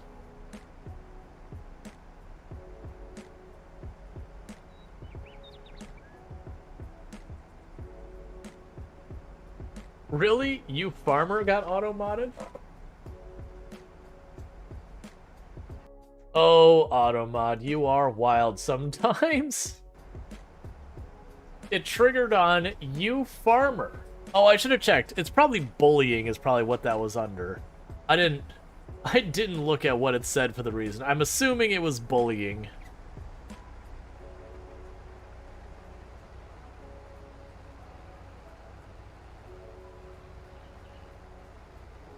This tractor's taking a little bit to get going.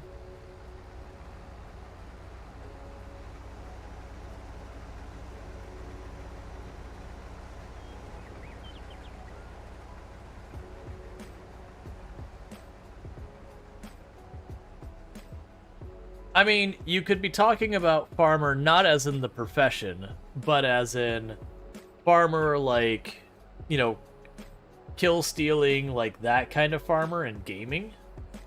Where like, you know, you're like it could be negative in that one. I could see that kind of thing.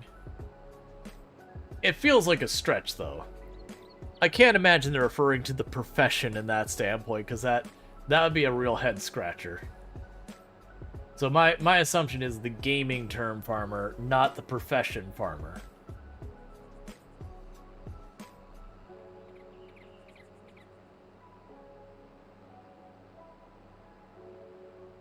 Yeah. If it stretches anymore, pop.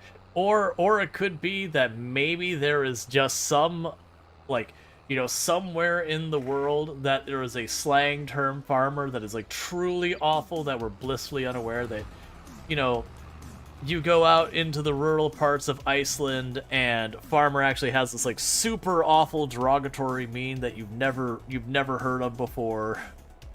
Or it could just be like a foreign language that farmer just has a completely different meaning there that has nothing to do with agriculture or anything. It's just absolutely a different word.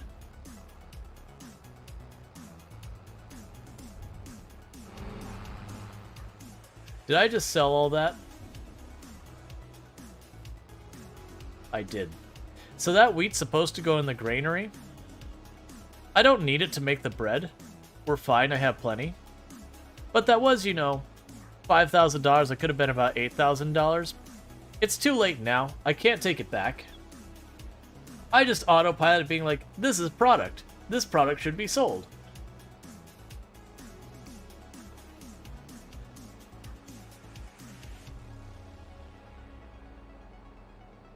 That is going right on the habit. The brain is like, this is product. Product is to be sold. Ah, thanks, brain. You're really helping the cause here. Luckily, that probably only cost us, like, it's between, like, $1,500 and $2,000 profit. Maybe not even that much. Still. Because it was only part of one field. Full trailer empties at store. Go, go, go. Pretty much. That's where the brain went.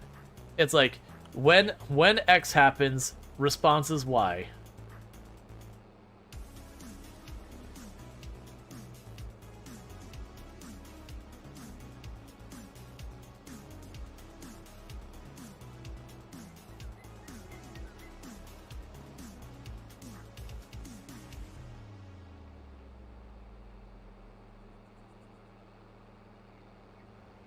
If this, then that.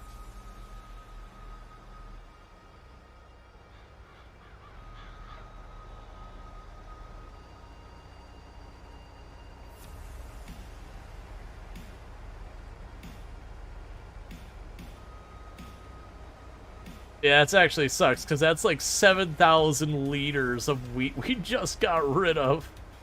What's like 7,100 liters or something this thing carries? Oh, it's more than that. It's way more than that. I dumped a lot of wheat where it didn't belong. It's, not gonna be a whole lot of flour this year. 16K-ish, yeah, it's like, yep, that is way more than I'm estimating it is. I think it's because my brain was also on this grass I am taking to be sold. And this whole thing of grass is going to be like 800, 900 bucks. At least the flowers and flowering. Yeah, so I'm not too worried about, like, all honesty, because we did max out the bakery, like this past one. It's just, I was looking forward to selling that extra flour. And that means, what would that be? For that, we missed out on somewhere in the area of, 18,000 liters of flour. Really helping myself on this one.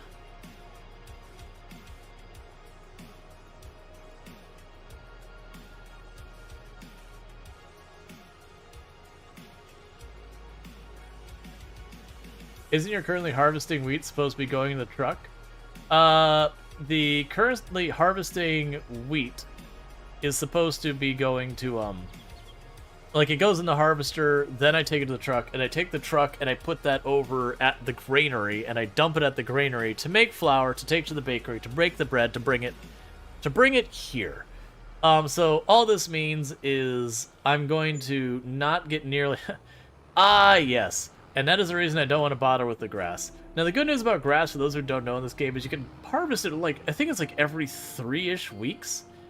So very genuinely, if I were to have all of this just be grass, all the fields or all the area I own, and to do all that, it'd probably net us about like 20,000 a year. Like, it actually amount to an okay amount, because I would get to, get like 3 or 4 runs out of it and all that kind of stuff.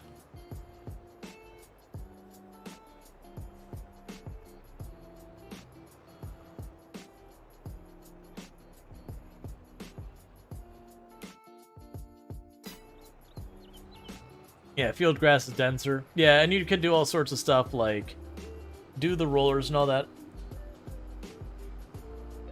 Last time I did use the other tractor. I probably should use the other. Let's get the New Holland out of here. This tractor's too expensive to run on something that doesn't pay very much. Like, if I don't need the New Holland to do it, the New Holland doesn't do it. That's the way it works.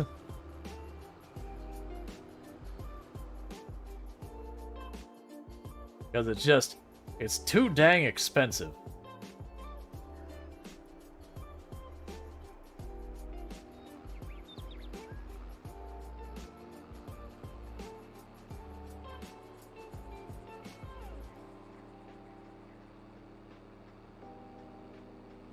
Did we already check to see what was on sale today? I think we did, right?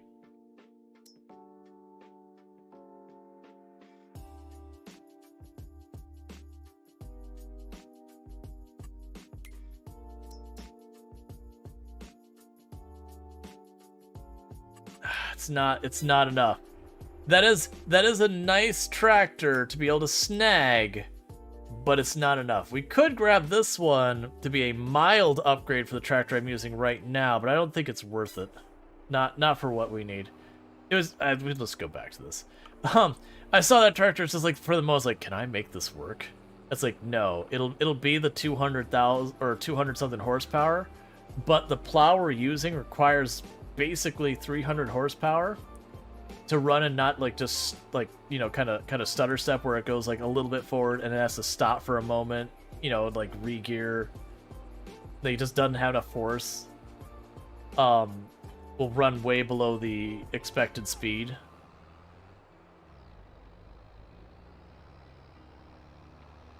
All right. Like, honestly, for the straw, I think this might be... Oh, I keep going back and forth because the forager wagon cost.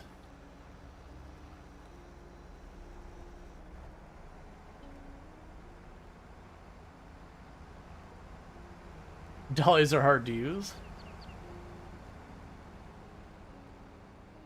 Oh, yeah, no, if you're talking about, like, the dolly where you have the tractor, the dolly, and then, like, the trailer, it adds an extra pivot point. Having multiple pivot points in your reversing is an absolute god-awful nightmare. Like, one pivot point's fine. The moment you get a second one in there, like, you can do it, it's just such a juggle and trying to, like, get it lined up where it needs to be to do its job.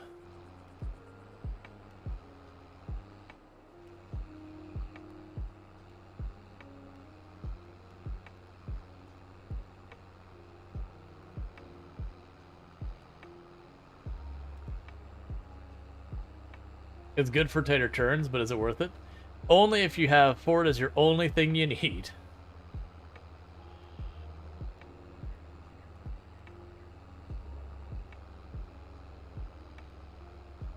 Like, the times I have used dolly, which I've used it a bunch of times, I attach it to the trailer and I never move it again. Like, so far as I never, like, that dolly and that trailer are one. They will never again be separated.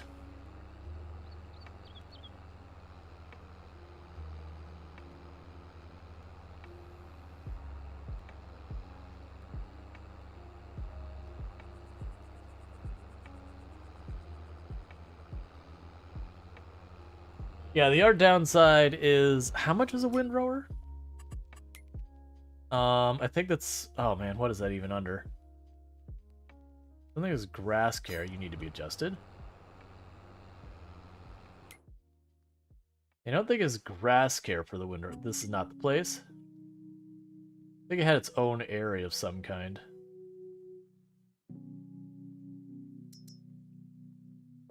Oh, you cheap for the little ones.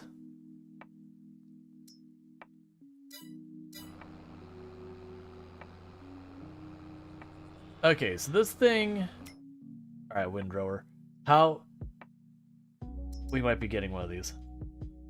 Windrower arranges grass and hay and straw into rows, windrows, that are easier to handle. So you're 2.5 meters, 3.4. Alright. So let's take 2 seconds real fast. This, how wide are you?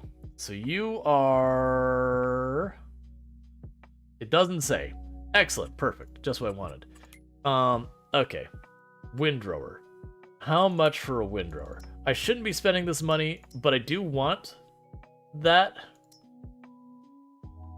9.5 meters, 9.7 meters. We can afford quite a bit. So hand forge, so that still does do that. So it's 3 meters, 7 meters, 9 meters, 14 meters, but it's out of our budget. 8.5 meters for 33,000. That is the 9.7.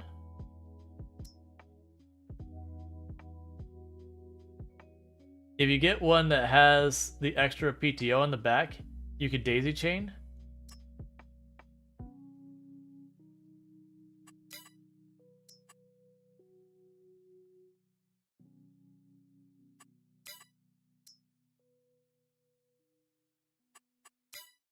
Let's just look at the most expensive one, see if that even has that. Because that feels like another one of those things that is a mod situation that people forget is a mod situation. Because I am not seeing a single one of the PTO in here. Let's go over to these ones. Do you have it? No, you're the big one of that set. Are you sure that's not a mod? Because I'm not seeing any that got a PTO on the back. Yep, no PTOs in the back of any of these. Yeah, no, that's all that fancy stuff like that. I almost always find ends up being mods. Like, it's almost always mods.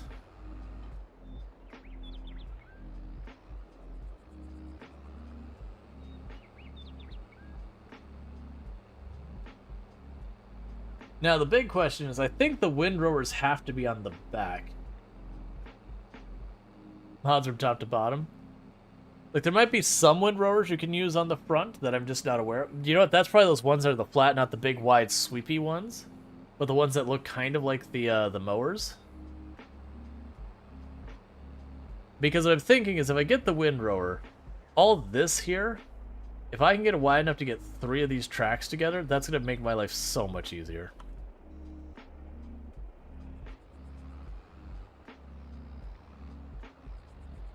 Especially if I could put one on the front, because then I put it on the front, pull them all in the center, and then just drive right on through.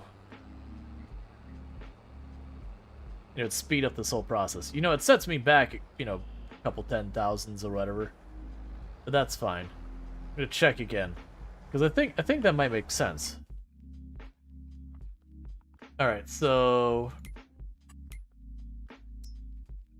remember it being one with the circles, but the game doesn't do a great job differentiating vanilla. Well, it says on the bottom, like down here, it'll say if it's a mod. If we miscellaneous, there's probably something. No, I know there's one in the large or medium tractors, I believe. Yeah, no, it's not there either. Oh, you know what? I don't think this map has a bunch of these modded vehicles. I think if we go, I thought, oh no, it wouldn't be vehicles. It'd be trailers. If we go into, was it animals? There's somewhere in here there was the trailers. Yeah, No Man's Land, parentheses, mod. They'll mark it that way. But yeah, so windrowers. What were... oh, that's for making the hay. So... you're only 3 wide. That doesn't do me any good at all. You're 8.5. And very clearly, you're designed to be dragged behind. Most of these probably will. That's what makes me curious about these ones. Is if any of these... this is clearly designed to be on the front. Which is what I would love. But that's way not in our budget. It looks like the ones that go on the front are just extremely expensive. Yeah, because that's 3 meters. I need something wide. I mean, honestly, it was like 9.5 or something like that. Why are you so much more expensive than this one? What is the difference between you two? Oh, you're faster? Is that maybe it? So you're behind. Are you in front, maybe? No, you don't look like you're in front.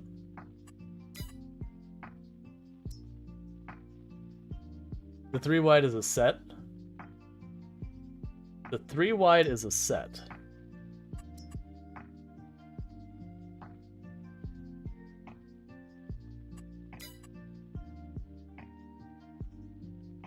And with the white one?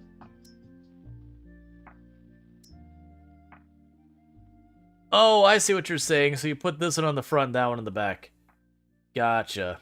So with all it said, this one looks like it's not too bad in the budget.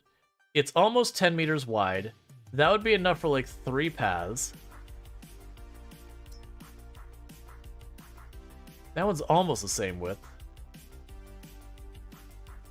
10 horsepower. Or 10 miles an hour. I think I want to get this one. I think this one makes sense. That would, it's 9.7 meters wide. That should be wide enough that we can clean up 2 paths at the same time, if not 3. I'm going back and forth on this and waffling a lot. Because I need to make sure I save some money for the rest. What is... are you even a horror? What are you? How are you supposed to work? Oh, the other ones are like the brooms. Oh, I see. It's like a conveyor belt system. How wide is your header? 6 meters. And then it spits out in between, so that should be 6 meters between the paths. So that's a reason. So like this one should work. Maybe we just go with this one because it's 8.5 meters. It should cover the paths there because these should be 6 meters apart each. But if I get 9, that won't be enough. So that should be enough for us to work with versus if we got something like huge, that'd be nice. How do you get money for the starching? If you're doing the Survivor challenge, you cut down trees. Otherwise, you can do stuff like if you're not doing that, you can start off some initial crops or mow grass or build a greenhouse, those kind of things. That all helps. I keep going. Is this? We're getting it. I keep going back. It's like, is this just me being lazy, or is this actually worthwhile? That should cover our needs. And if I regret it instantly, then I'll regret it instantly. And I can deal with that when we get there. Because then with a plan, I can do without that. How do you start a mowing business? So in the game, what you'll need to do is you'll need a tractor, you'll need a mowing header, and you'll either need a baler or a foraging wagon. The foraging wagon requires a step. The balers you gotta you have to pick up the bales when you're done, so it's an extra thing you gotta deal with. But you run the mower, and on the front of your tractor you have the mower, the back of your tractor you have the foraging wagon, and you just drive. It gets you grass. You take the grass to the market sell point, and it won't give you a bunch of money at once. It's actually pretty lucrative over the full year. Let's see. Can you get trucks from like mods and stuff? Yes. And thank you for the follow. Welcome to the stream. Yep, mods will cover just about any type of different kind of vehicle or business, whatever, related to the game or similar. You can make it happen. And thank you for the follow. Welcome to the stream on both platforms, actually. Got people popping up all over the place. Oh man, time is flying.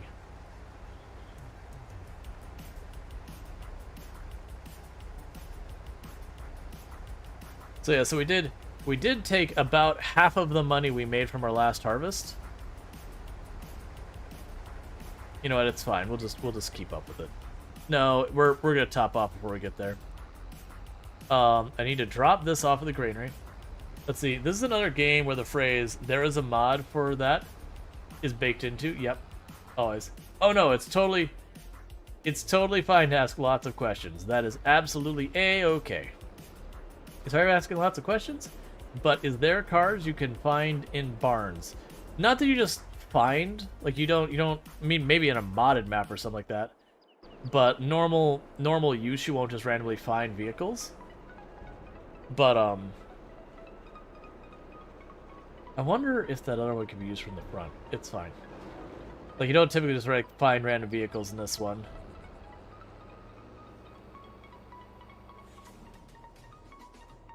Alright, so let's get this to the next field.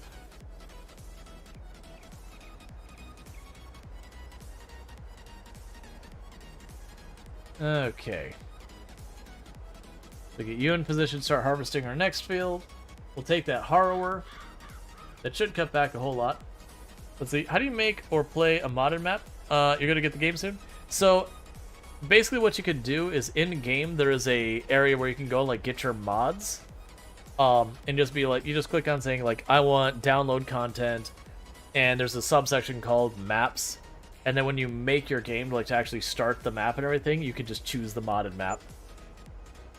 How do you unflip a forklift? There is a way to reset vehicles. I don't remember where you do it because I so rarely need it.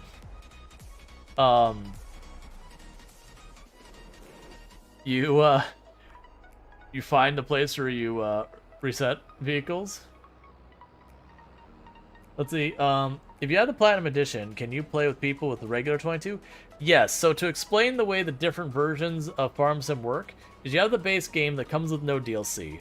You've got the Premium Edition that comes with almost all of the DLC. It comes with all the stuff that really means anything. And then the Platinum Edition comes with a lot of DLC, but not quite as much as the Premium Edition. You can play games with anyone else with Farming Simulator, even if they're on different platforms. The only thing that has to happen is when whoever's hosting the game, whatever stuff they choose, if they choose content that is not available in your version, then you'd have a problem. So like when I go to make the map, I could say, yes, I would like the premium DLC. And then if you don't have the premium DLC, then you won't be able to join my map. But if I don't tick on that, then you will. And thank you for the follow. Welcome to the stream. But yeah, so it's the premium version that comes with both the Year 1 and Year 2 Season Passes. The Platinum Edition comes with only the Year 2 Season Pass. And then the base game just, it doesn't come with anything.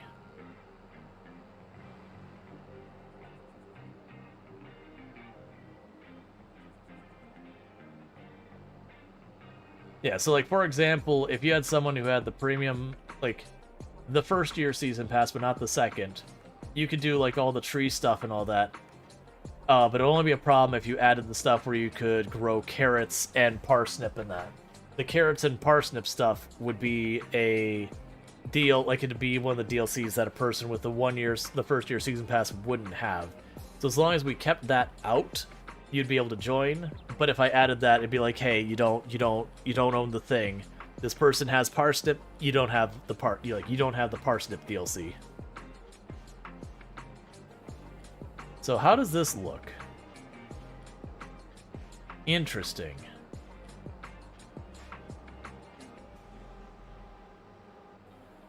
I was really hoping I could find one that would go on the front. It does look like you can buy one that goes in the front, but it was just way out of our budget.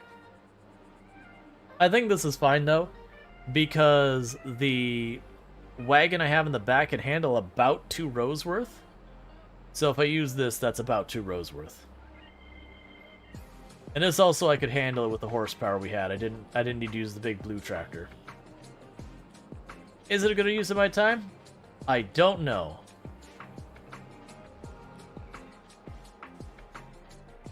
I'm gonna come back to this in a moment. You know what? I don't really want to use the New Holland for this because it's kind of overkill. And its maintenance costs are higher. But I am running into the problem where I need too many tractors in too many places.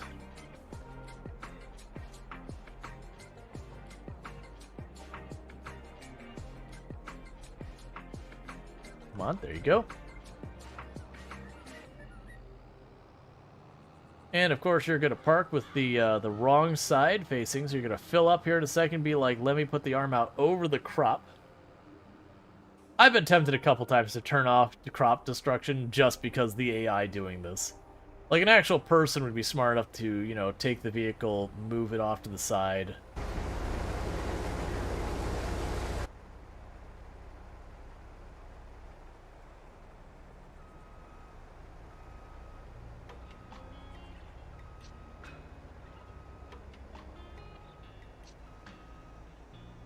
I mean, an actual person, what you could do is put this on the end of the field and have them just drop it on the end of the field. It's okay.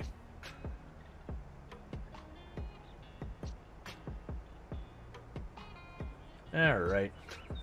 So the downside is, because I got that windrower, we have delayed our expansion of the farm.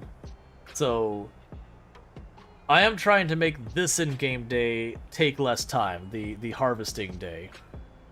Because the straw has added time to my day. Which is the reason I keep being like, should I?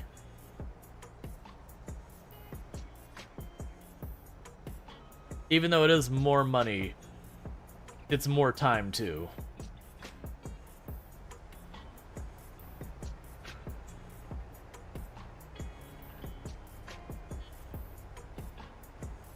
Alright, driver, take it over.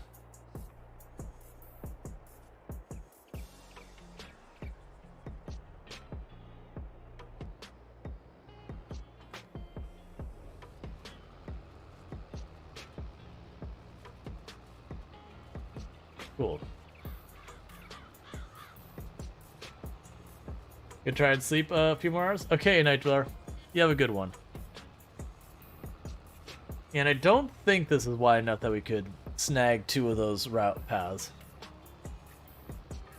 Like, it'd be tenuous where I'd miss a whole bunch.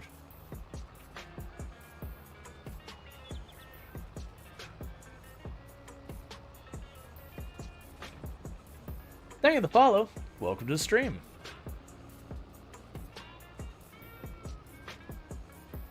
You unflipped it? Nice. A lot of times you can unflip it by just doing all sorts of funky things. You can drive, but you think it'd be more miss than hit. That's exactly what I'm thinking.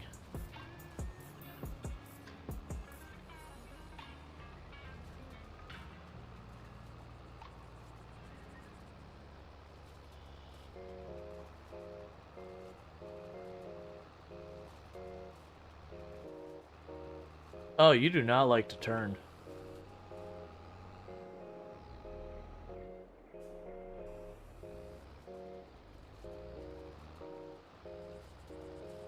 Alright. I'm gonna take 2 seconds. Can I get the AI will do it. Nice. Alright, so I'm gonna take 2 seconds, use the restroom, and I'm gonna run over, like, grab myself a drink and all that, because I need to do that. So I'll be back here in just a couple minutes. So thank you again for tuning in, and I will be right back. So thank you again for tuning in.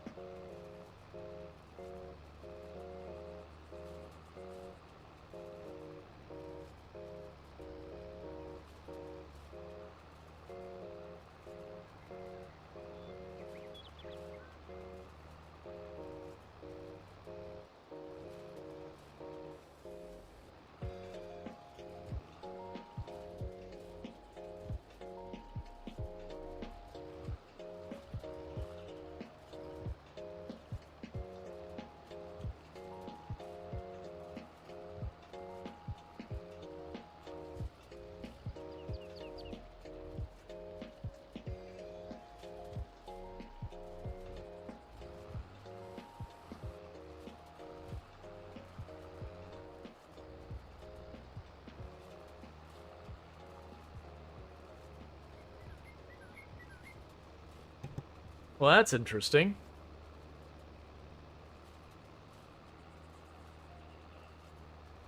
I was actually thinking with it that with the windrower, even if you didn't have like the giant one, wouldn't you be able to sit there if it was wide enough for these tracks? Wouldn't it be easy to like just scooch it over to like move the entire thing over? Like make one giant path that just moves across to the side?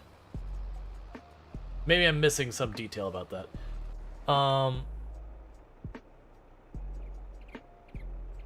Hopefully you're not going to fill up soon, because then we could pick this up on the way around.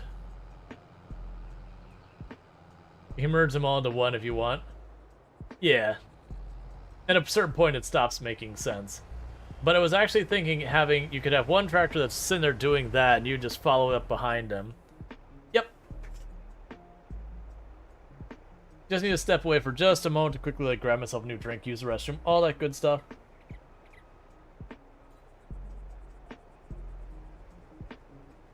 We can top this off. So that was the thing that I found interesting. I couldn't get it to do the foraging wagon. I feel like if you're having the forklift, you keep tipping it over, you're probably being like, and I do the same thing, being too greedy and trying to put way too much on it. I've done that plenty. We try and pick up like 4 or 5 pallets, and then it just dunks it right over to the side. It's like, oh yeah, that makes sense. I am trying to carry, 8 or 9 tons on the front of this thing. The weight distribution is not how it should be. We keep flipping off the trailer? Oh, if you have stuff on the trailer, if you hit L, a lot of trailers have, like, straps you can put over it. And they will lock them in place. Not all trailers have them, though.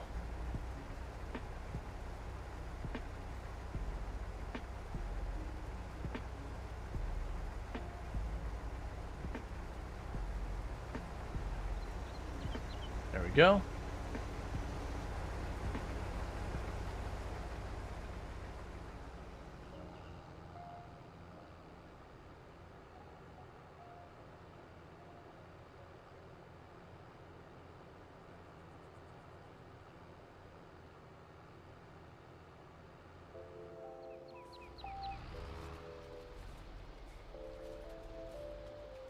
All right. There's so many things to do.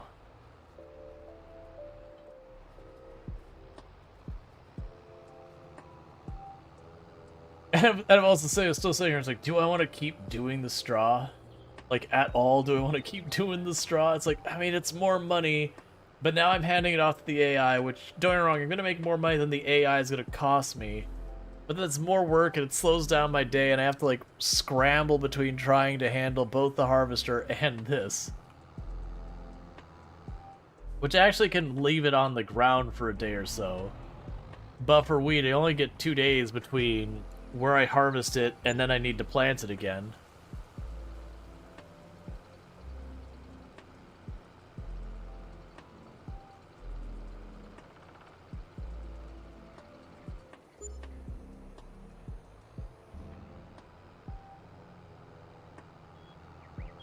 Yeah, because like with that wagon full, that was about the same as both those employees cost me in wages in that time, so that's not too bad. It does seem like you fell asleep in bed and woke up on the floor. That's no fun.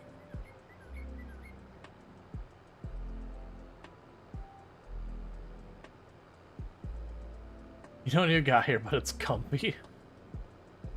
Sometimes you fall out of bed. Oh.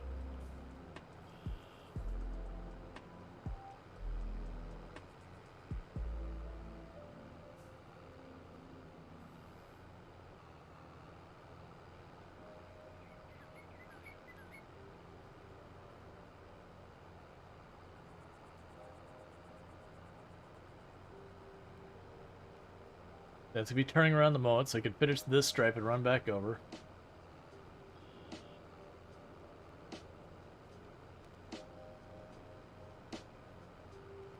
What? Are you not even getting the next stripe? Do you understand the principle of what you're doing? The minimum you're required to do is make 2 stripes into 1. Otherwise, you're literally just driving along a stripe. Come on, man.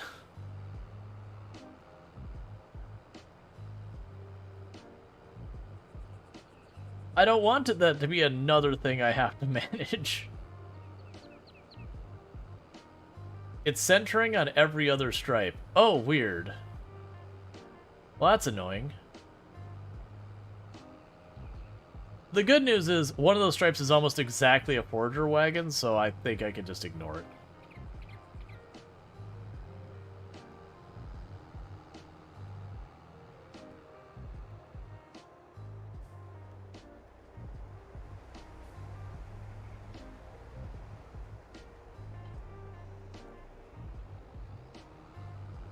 Hey, I'm just gonna go ahead and cut you off a little bit. Oh, never mind.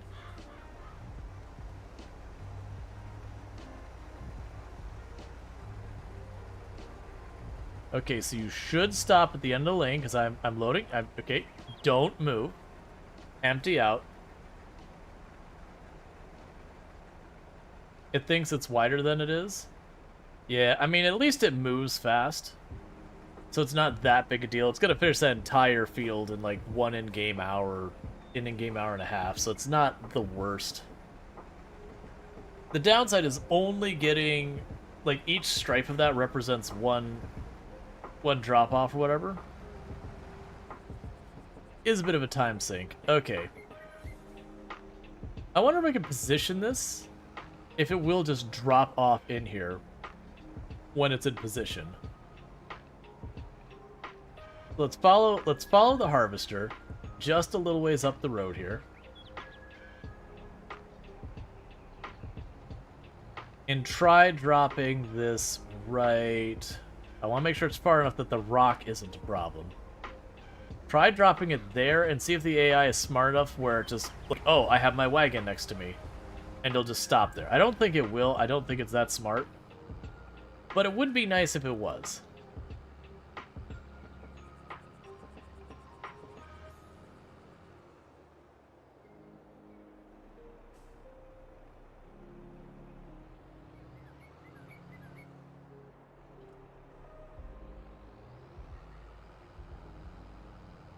I honestly kind of wish we had a hay baler instead of this, but at this point I don't want to sell this for the hay baler and just take the loss.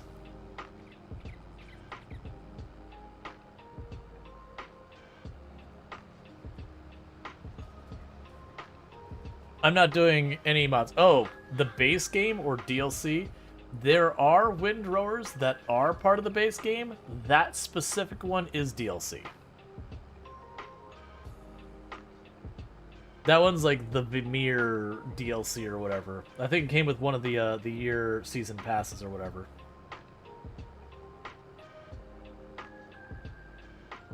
Hey, TV ProPay. Nice to see you popping in here.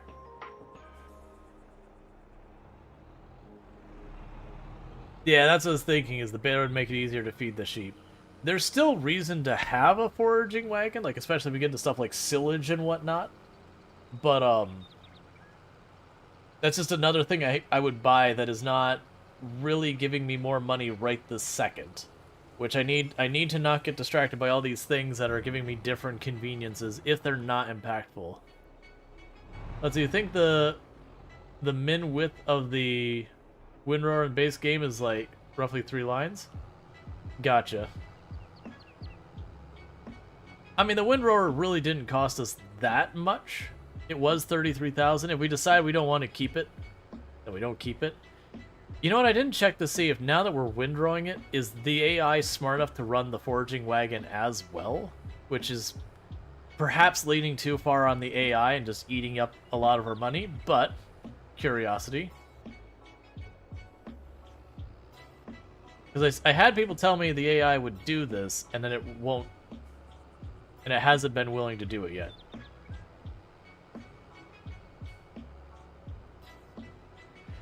Oh yeah, no, for the auto-loading, I'll still make it where I have to walk, like drive up to it. I'll probably get the, it's not even a mod. There is an auto-loader baler thing. Yeah, so the actual foraging wagon, this won't do its job.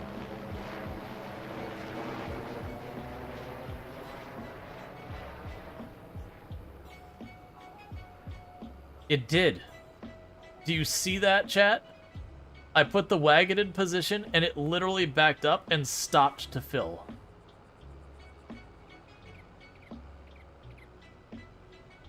It is amazing. So I don't even have to, like, wait, line up everything. Am I gonna finish this day before the end of stream? Probably not. I've got a lot of day left to do. Oh.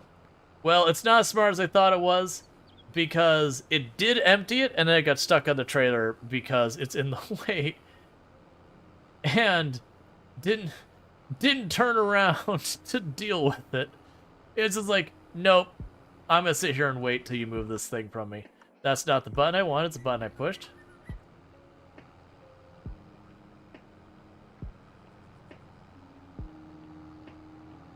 Alright.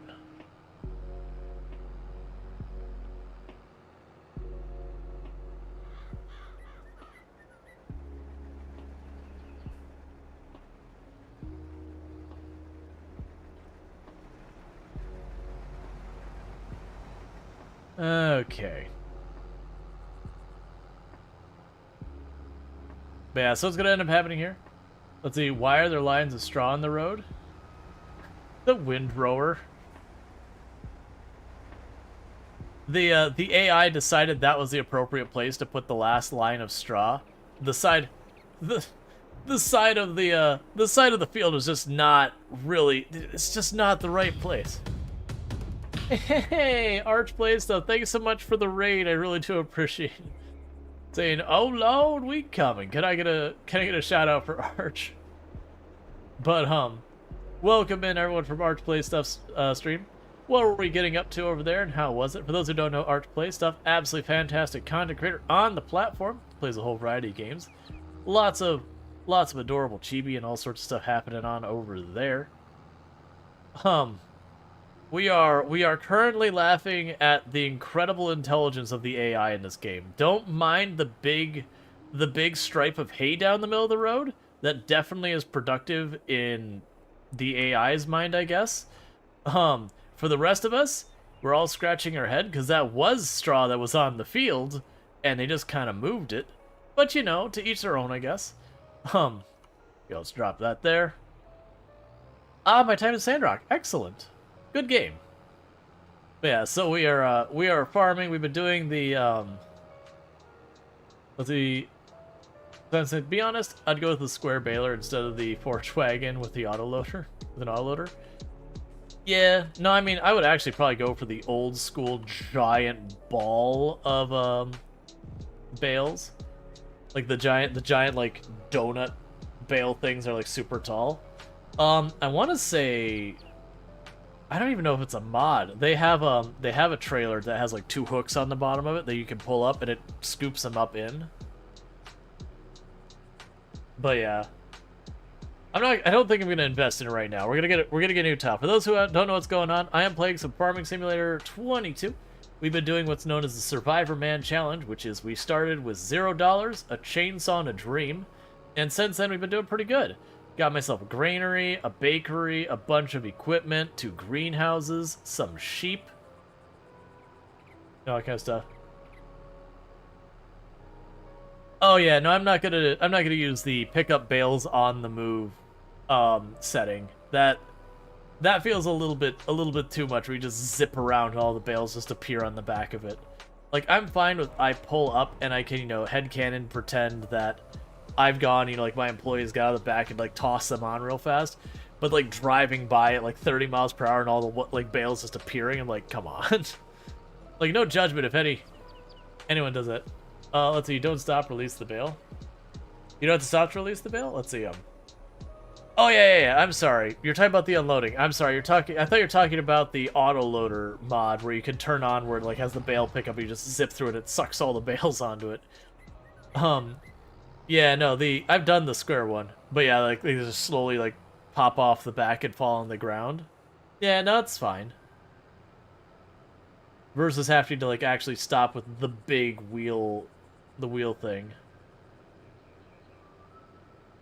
Let's see, you've been on a trailer pulled behind a baler.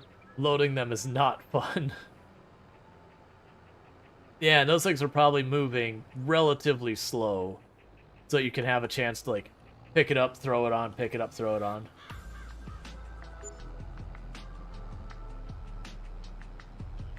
Yeah, no, I had, one of the attempts I was doing kind of offline, like how I wanted to figure out to do the Survivor Man challenge, I did get a bale, you know, like the really tiny bale maker, whatever you want, baler, that's the word, that makes like the little rectangular bales. I did do that once on that one. Go snooze this. Oh, I do hate when I click out the window, it does that. But I did get that once, and it was fine, but it's definitely one of those things on that one. It was just, man, I had done, it was one of the tiles down there on, like, I think it was the tile next to the buy point, and I had done that tile, and I think is every time I would do the whole area, it was somewhere in the area of like 800 or 900 bales, and so even like leaning on the mods like auto pick, I was like, this is tedious. Like, this is really tedious. Alright, you're full. And you weren't smart enough to stop at this. I think the only time, I think it was just coincidence, it stopped to fill up the trailer because it got stuck on the trailer. So I'll drop that. AI is being the worst.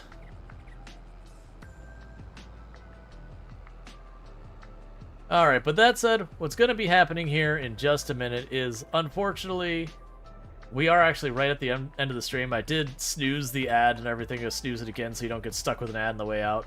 So I do apologize for the people who just raided in. Going to be hit with an ad here in just... Or not an ad. Gonna be hit, you know, passing the raid on to the next spot in just a second and all that. It is unfortunately about my bedtime. By that I mean it's time for me to wrap up stream and then do all my after stream things and then bedtime. Don't watch me as I stay up later. But it is getting to be about that time. I usually do wrap up at about 4 a.m. EST. It is a little bit after that. So while this slowly fills up this trailer, what I'm going to go ahead and do... hit snooze so we don't get hit with another round of ads. So when do you actually go to bed? It varies night to night. But realistically, it's usually around 6 a.m. Can we watch you stream? Watch you sleep? No. So the very first streamathon I did, I actually did that whole thing. Not like you would watch me sleep kind of thing, like the camera on me kind of thing. But what did I do? I left the camera on I left the stream going 24/7 for like 2 days, and I very quickly stopped doing that. And it's like, all right, we're gonna do the stop and start, because it just didn't make sense to do that. It really doesn't. You don't benefit in the long run when you do those 24-hour streams if you just keep doing them, because what ends up happening is you do a 24-hour stream and then your next stream sucks because you're all spent because you stayed up all night, and all that kind of good stuff. But yeah. You mean it varies morning to morning? Also correct. So what's going to happen here is I am going to go ahead and drop a save. I'm just going to go ahead and grab myself a screenshot for... I'll just grab a screenshot random direction. It doesn't matter. For when I go to do this later. That's fine. Because I will get everything with the thumbnails and all that. Now, with that said, don't go anywhere, because what's going to end up happening is we're going to go find someone for us to raid. But in the meantime, for those of you checking this out on YouTube and TikTok, I am going to be shutting things down on those areas because it is the end of the night for that, and there is no such thing as raiding over there. However, for everyone here on TikTok, we're going to go find someone else to raid. Don't forget to like and subscribe on YouTube, and don't forget to follow on TikTok. And with that, they're all out of here. But we're